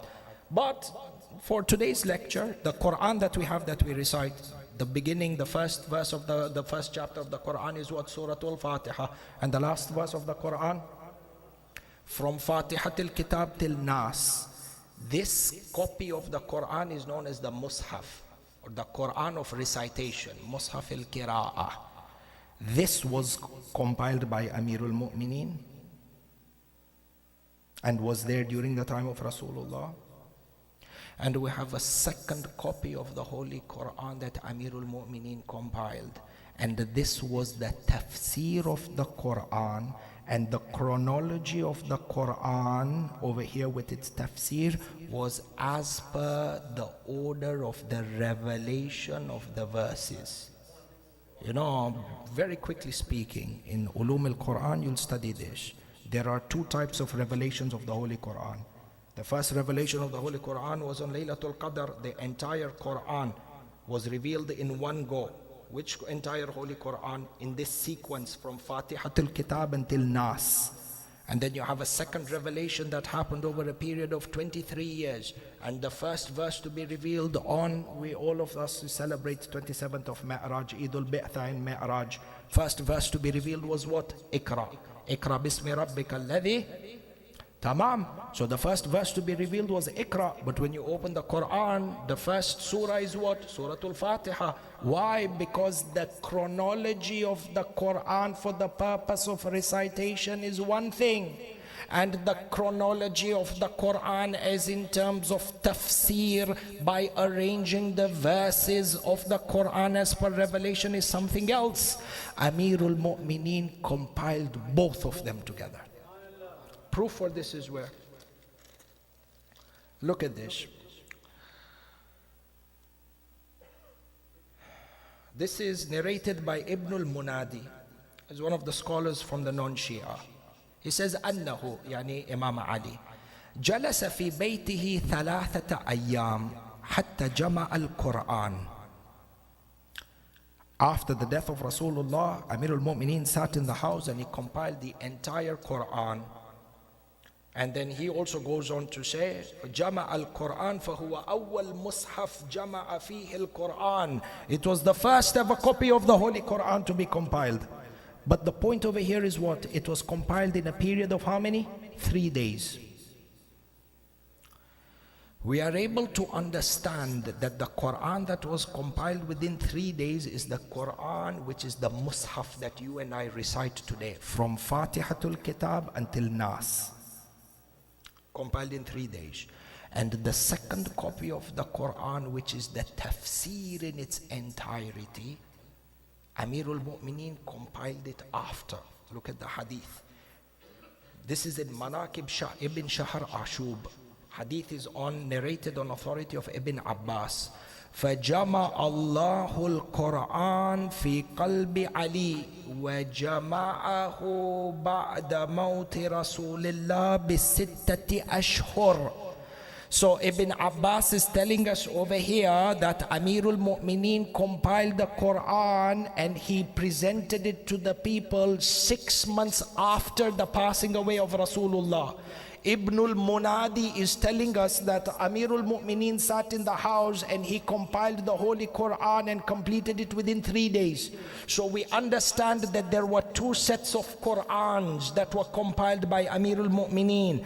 The first one is the Mus'haf without any tafsir, where the beginning is Suratul Hamd and the last one is Suratul Nas. He came and he presented it to the people 3 days after the Shahada of Rasulullah. And there was a second version of the Quran which includes the tafsir and the ta'wil and the tartib as per the verses that Jibreel came down with over a period of 23 years. This was compiled within a period of 6 months. And there is additional proof towards this. How do you know that it was the tafsir and not a replicate of the same Mus'haf? Look at what Yaqubi says. We go back to Tariq Yaqubi. He says, when Amirul Mu'mineen compiled the Holy Quran, وَأَتَى بِهِ, he came to it. Where? To Masjid al-Nabawi. يَحْمِلُهُ عَلَى جُمَلٍ. This is a non-Shia source. Amirul Mu'mineen, when he compiled after 6 months the tafsir of the Holy Quran, these volumes, the number of volumes that Amirul Mu'mineen had written, they were to be loaded onto camels and brought to Masjid al-Nabawi. What is the maximum number of volumes you have seen for the tafsir of the Holy Quran? 10 volume, 20 volume, 50 volume, 100 volumes?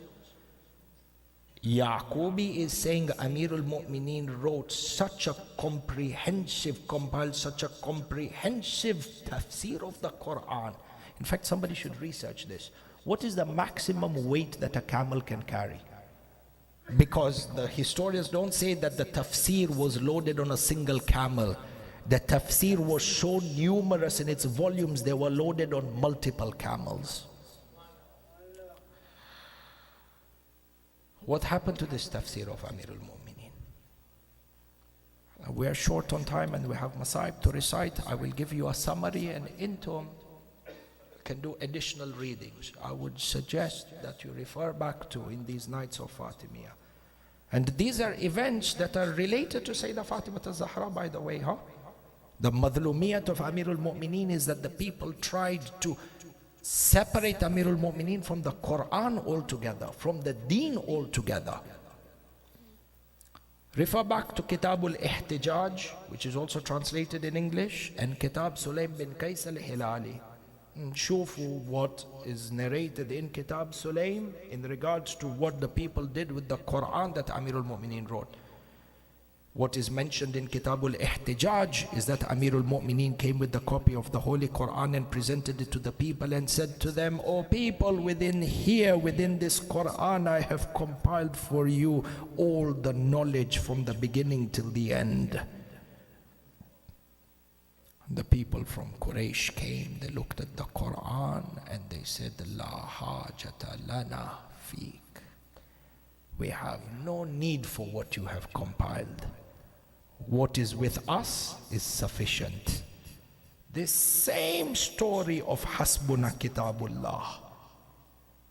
See how the silsila keeps continuing. And this Mus'haf of Amirul Mu'mineen, which is known as Kitab Ali or Mus'haf Ali, tafsir of the Holy Quran in its entirety, with its secrets and its tafsir and its ta'wil in all its volumes, is from the particular inheritance of the Imams of Ali Muhammad, and shall be brought back upon the dhuhur of Imam Sahib al-Amri wa Zaman. Allahumma salli ala Muhammad wa ala Muhammad wa ajil. That this is the reality of the dhulm. Not only did they usurp the leadership from Amirul Mu'mineen,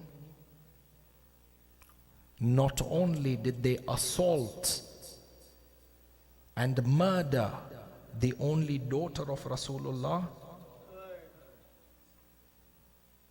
they isolated and they tried to eliminate Amirul Mu'mineen from Islam in its entirety. They cut his relation off from Khilafah and the Imamah, and they severed his relationship, or tried to sever his relationship or his connection with the Quran. And hence it is very clear that the goal was to establish a version of Islam that is free of Ahlul Bayt.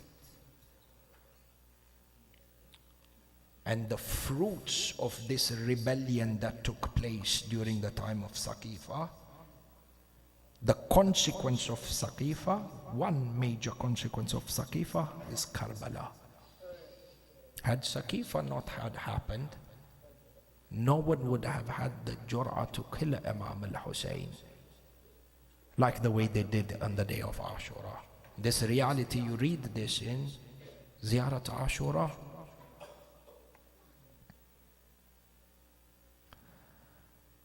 اللهم لأن أول ظالم ظلم حق محمد وآله محمد وآخرة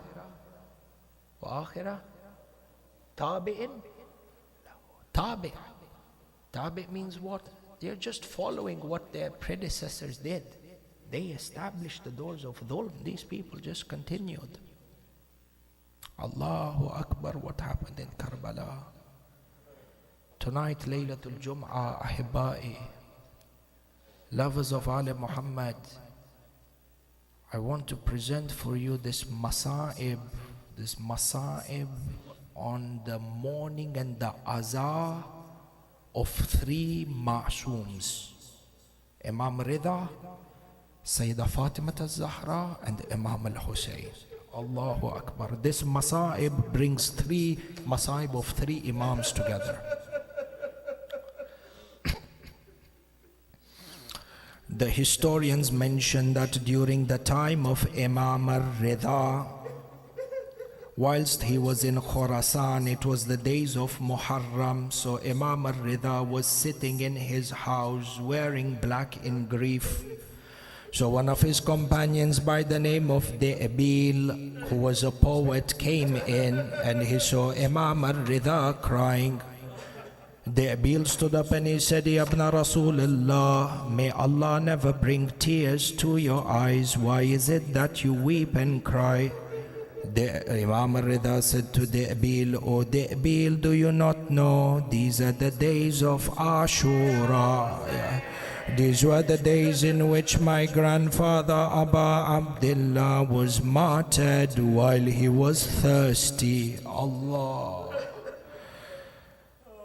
Imam al-Rida then says to De'bil, Ya De'bil, can you stand up and recite poetry?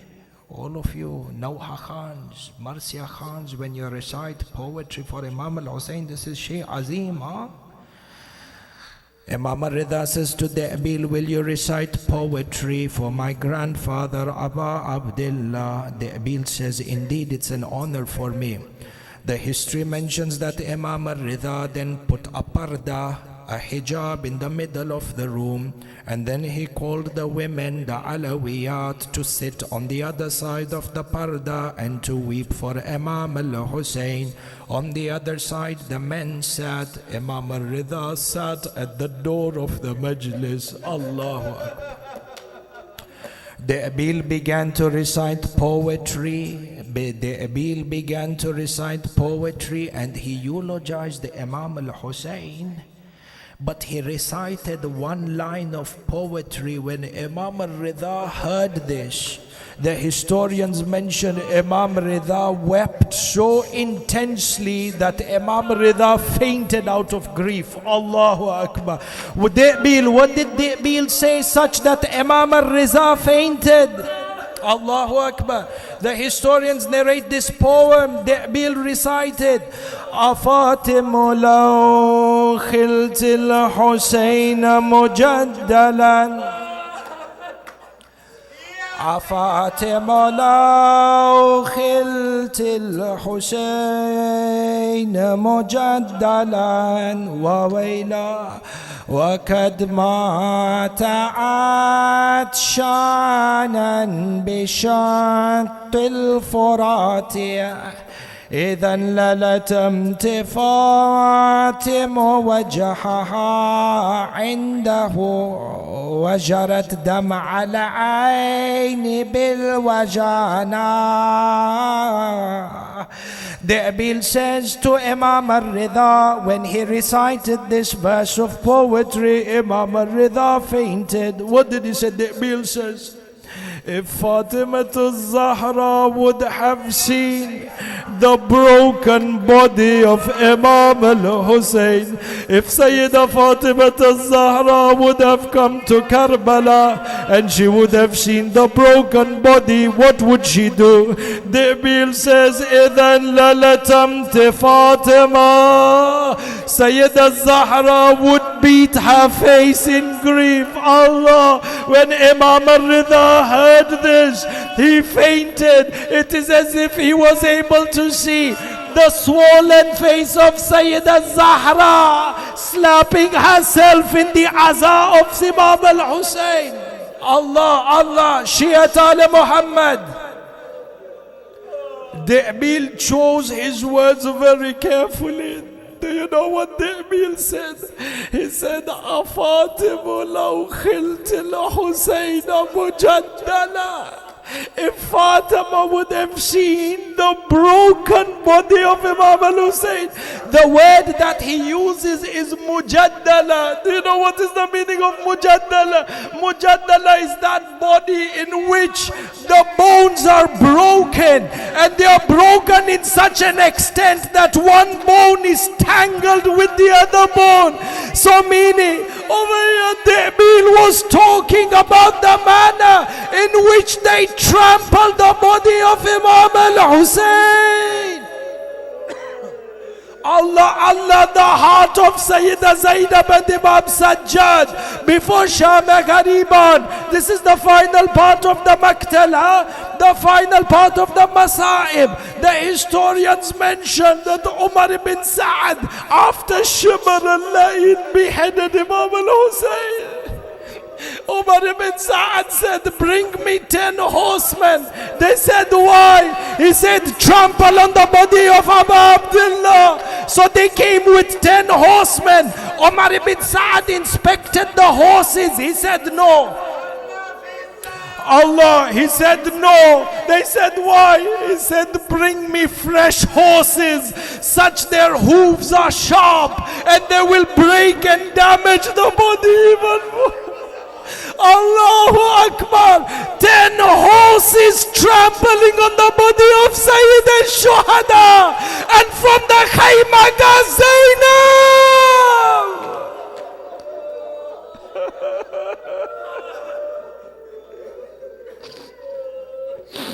Matame Hussein, Matame Fatima.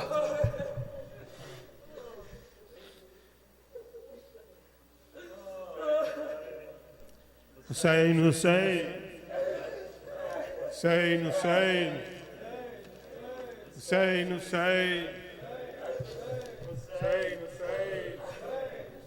Hussein, Hussein, Hussein, Hussein. Mu'mineen, please come forward, make rows inshallah, and you give pursa to Lady Fatimah az-Zahra. Hussein, Hussein, Hussein, Hussein, Hussein, Hussein, Hussein, Hussein, Hussein. Hussein, Hussein. Karbala, your tragedy we will narrate. Karbala, your tragedy we will narrate. Till the skies illuminate with the light you radiate. Karbala, your tragedy we will narrate. Karbala, your tragedy we will narrate. Buried in your heart the son of Fatimah. Buried in your heart the son of Fatimah. Warith of Adam wa Nuh Mustafa. Warith of Adam wa Nuh Mustafa. That Hussein ibn Ali al-Murtada. That Hussein ibn Ali al-Murtada.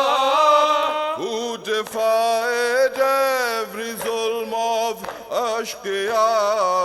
With his final call you still reverberate.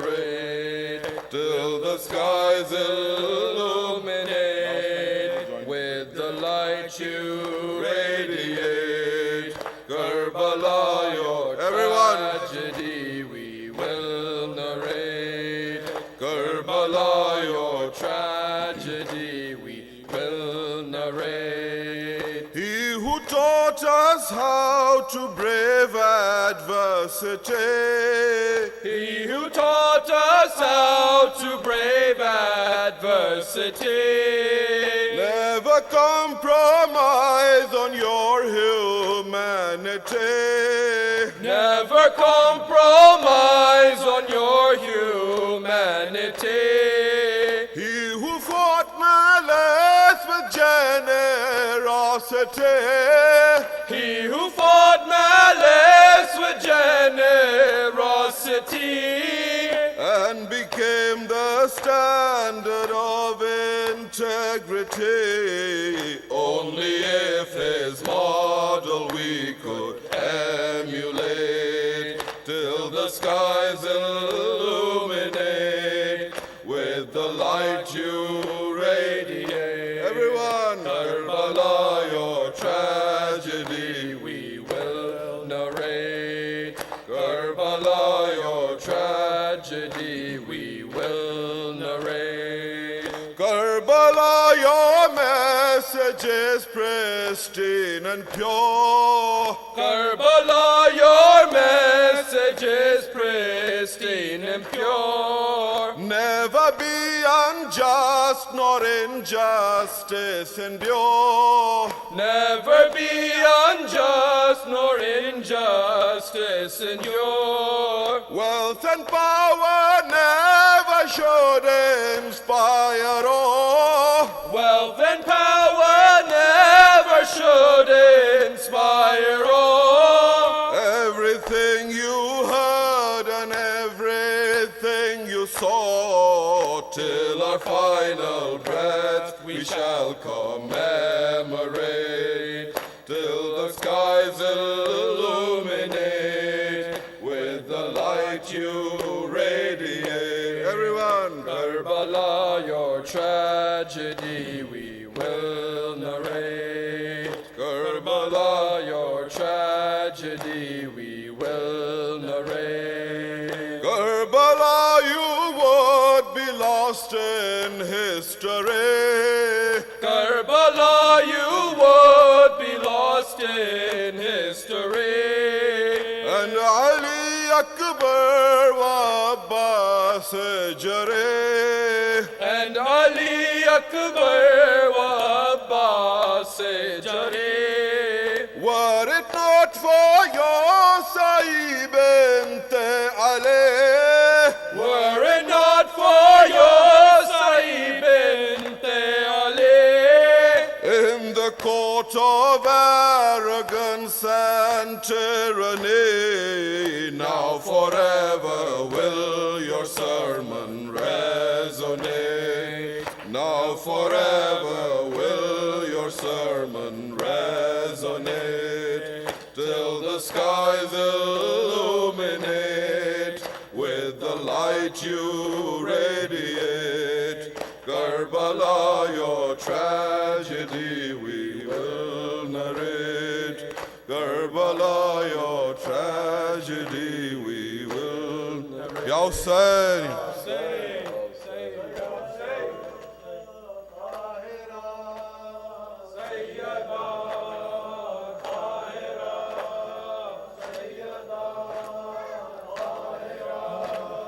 Sayyidah Tahira, Sayyidah Tahira, Sayyidah Tahira, Sayyidah Tahira, Sayyidah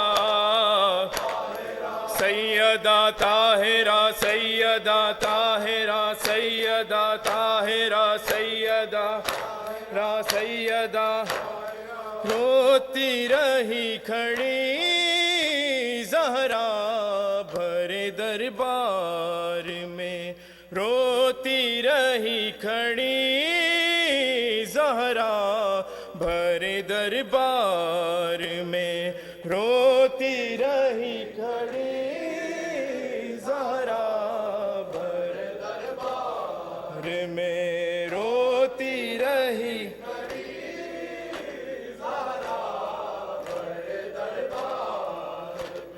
न जाने किस तरह, न जाने किस तरह हक मांगती रही ज़हरा भरे दरबार में, रोती रही खड़ी ज़हरा न जाने किस तरह, न जाने किस तरह हक मांगती रही ज़हरा भरे दरबार में, रोती रही खड़ी ज़हरा भरे दरबार में, रोती रही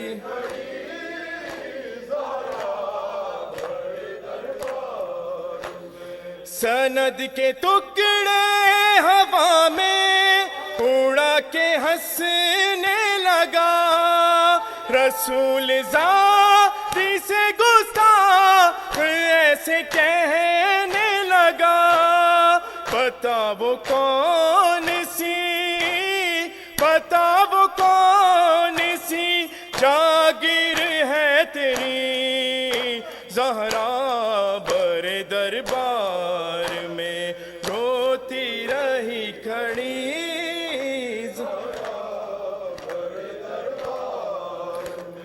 रोती रही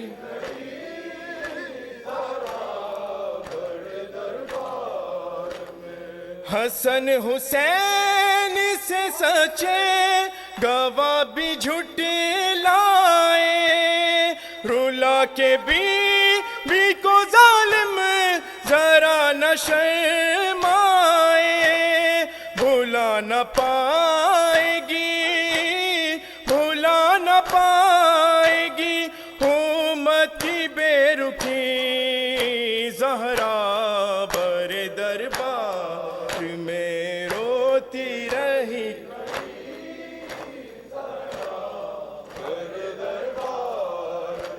है न जाने किस तरह, न जाने किस तरह हक मांगती रही ज़हरा भरे दरबार में, रोती रही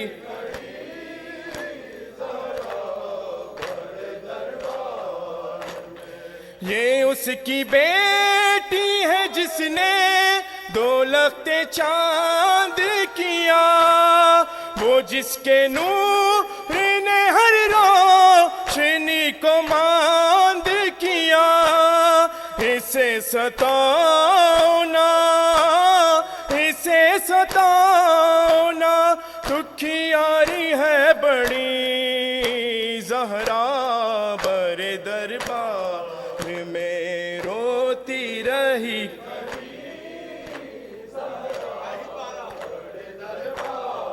में रोती रही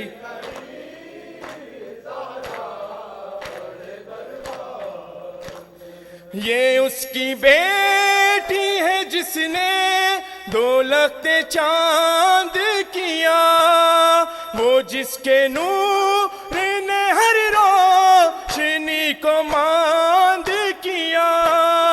इसे सताना, इसे सताना दुखियारी है बड़ी, ज़हरा बरे दरबार में रोती रही, ज़हरा भरे दरबार में रोती रही।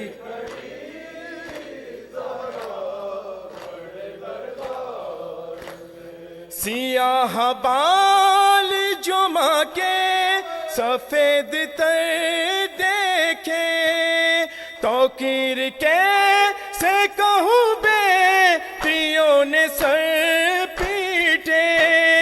गई थी जिस तरह, गई थी जिस तरह, घर है थकी थकी, ज़हरा भरे दरबार में रोती रही खड़ी, ज़हरा भरे दरबार में रोती रही खड़ी, ज़हरा भरे दरबार में।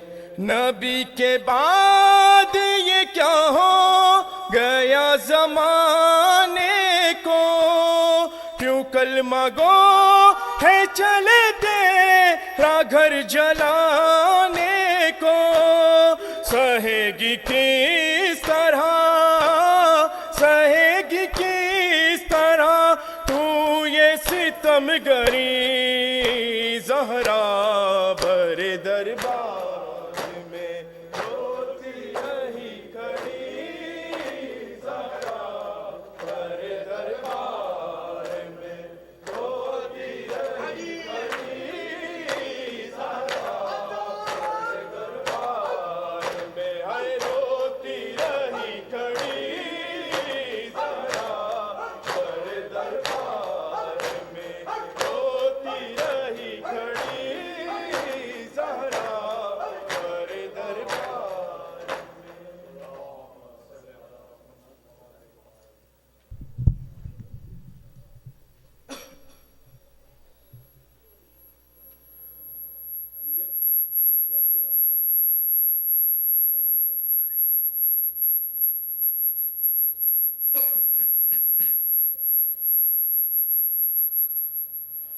صلوا على محمد وآل محمد.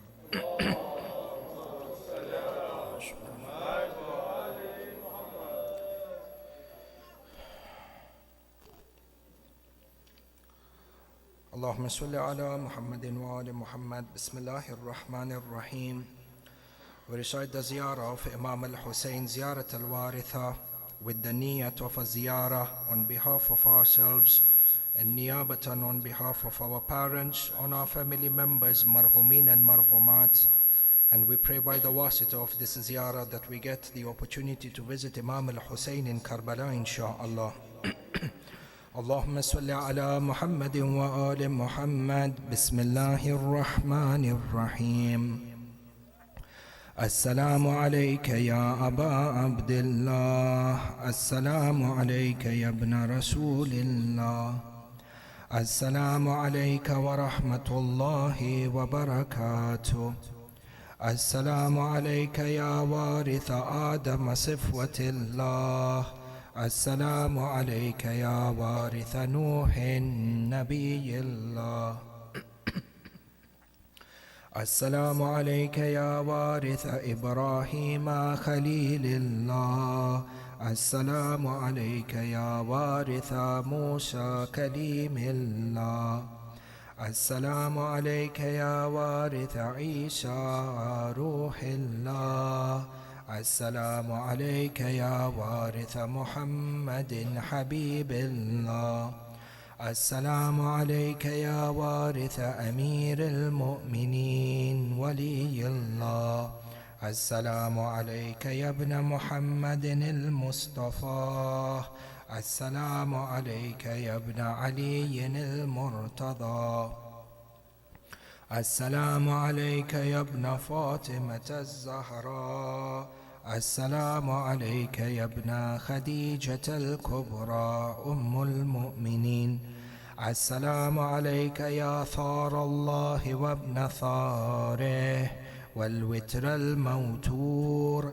أشهد أنك قد أقمت الصلاة وآتيت الزكاة وأمرت بالمعروف ونهيت عن المنكر وأطعت الله ورسوله حتى أتاك اليقين. فلعن الله أمة قتلتك ولعن الله أمة ظلمتك ولعن الله أمة سمعت بذلك فرضيت به. يا مولاي يا أبا عبد الله، أشهد أنك كنت نورا في الأصلاب الشامخة والأرحام المطهرة، لم تنجشك الجاهلية بأنجاسها ولم تلبسك من مدلهمات ثيابها. وأشهد أنك من دعائم الدين وأركان المؤمنين. وأشهد أنك الإمام البر التقي الرذي الزكي الهادي المهدي. وأشهد أن الأئمة من ولدك كلمة التقوى وأعلام الهدى والعروة الوثقى والحجة على أهل الدنيا. وأشهد الله وملائكته وأنبياءه ورسله أني بكم مؤمن وبإيابكم موقن بشرائع ديني وخواتيم عملي. وقلبي لقلبكم سلم وأمري لأمركم متبع. صلوات الله عليكم وعلى أرواحكم وعلى أجسادكم وعلى أجسامكم وعلى شاهدكم وعلى غائبكم وعلى ظاهركم وعلى باطنكم. السلام عليك يا أبا عبد الله ورحمة الله وبركاته. زيارة إمام الأكبر. السلام عليك يا ابن رسول الله. السلام عليك يا ابن نبي الله. السلام عليك يا ابن أمير المؤمنين. السلام عليك يا ابن الحسين الشهيد. السلام عليك أيها الشهيد وابن الشهيد. السلام عليك أيها المظلوم وابن المظلوم. لعن الله أمة قتلتك ولعن الله أمة ظلمتك ولعن الله أمة سمعت بذلك فرضيت به. زيارة شهداء كربلاء. السلام عليكم يا أولياء الله وأحباءه. السلام عليكم يا أصفياء الله وأوداءه. السلام عليكم يا أنصار دين الله. السلام عليكم يا أنصار رسول الله. السلام عليكم يا أنصار أمير المؤمنين. السلام عليكم يا أنصار فاطمة الزهراء سيدة نساء العالمين. السلام عليكم يا أنصار أبي محمد الحسن بن علي الزكي الناصح. السلام عليكم يا أنصار أبي عبد الله بأبي أنتم وأمي طبتم وطابت الأرض التي فيها دفنتم وفزتم فوزا عظيما فيا ليتني كنت معكم فأفوز معكم. زيارة مولانا قمر بني هاشم أبو الفضل العباس. السلام عليك أيها العبد الصالح المطيع لله ولرسوله ولأمير المؤمنين والحسن والحسين صلى الله عليهم وسلم. السلام عليك ورحمة الله وبركاته ومغفرته ورضوانه على روحك وبدنك. أشهد وأشهد الله أنك مضيت على ما مضى به البدريون والمجاهدون في سبيل الله المناصحون له في جهاد أعدائه المبالغون في نصرة أوليائه الضابون عن أحبائه. فجزاك الله أفضل الجزاء وأكثر الجزاء وأوفر الجزاء وأوفى جزاء أحد ممن أوفى بيعته واستجاب له دعوته وأطاع ولاة أمره.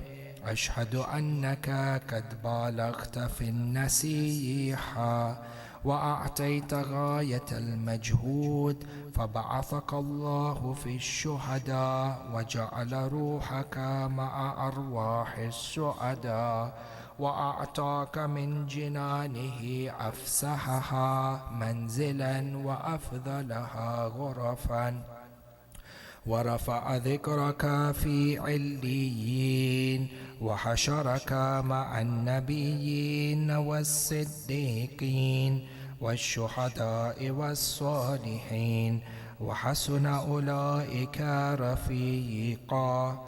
أشهد أنك لم تهن ولم تنكل وأنك مضيت على بصيرة من أمرك مقتديا بالصالحين ومتبعا للنبيين فجمع الله بيننا وبينك وبين رسوله وأوليائه في منازل المخبتين فإنه أرحم الراحمين. السلام عليك يا مولاتي يا صديقة الصغرى سيدة زينب الكبرى. السلام عليكن يا صبايا أهل بيت النبوة جميعا ورحمة الله وبركاته. السلام عليكن يا أيتها الفواتم وأمهات المعصومين.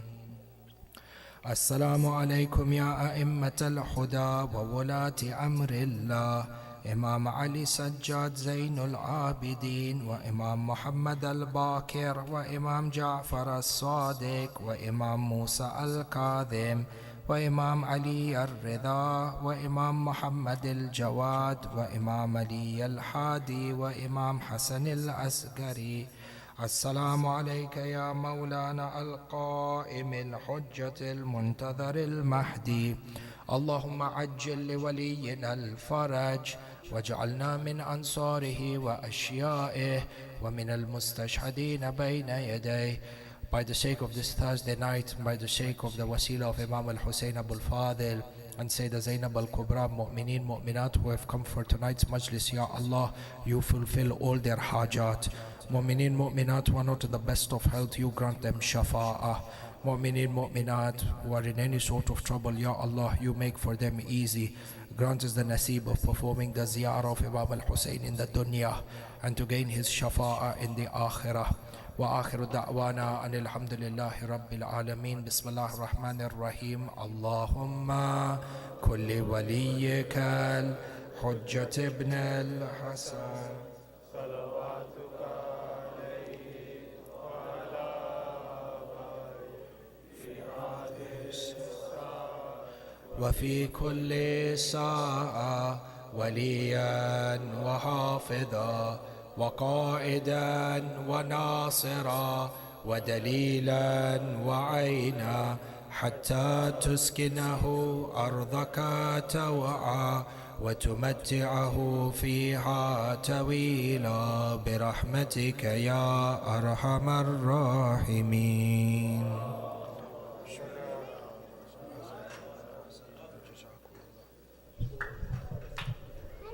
All the young ones come and shake Maulana's hand before you go out. Inshallah, tomorrow's Majlis will start at 7:30 sharp. So please, with Namaz Isha, please kindly be on time.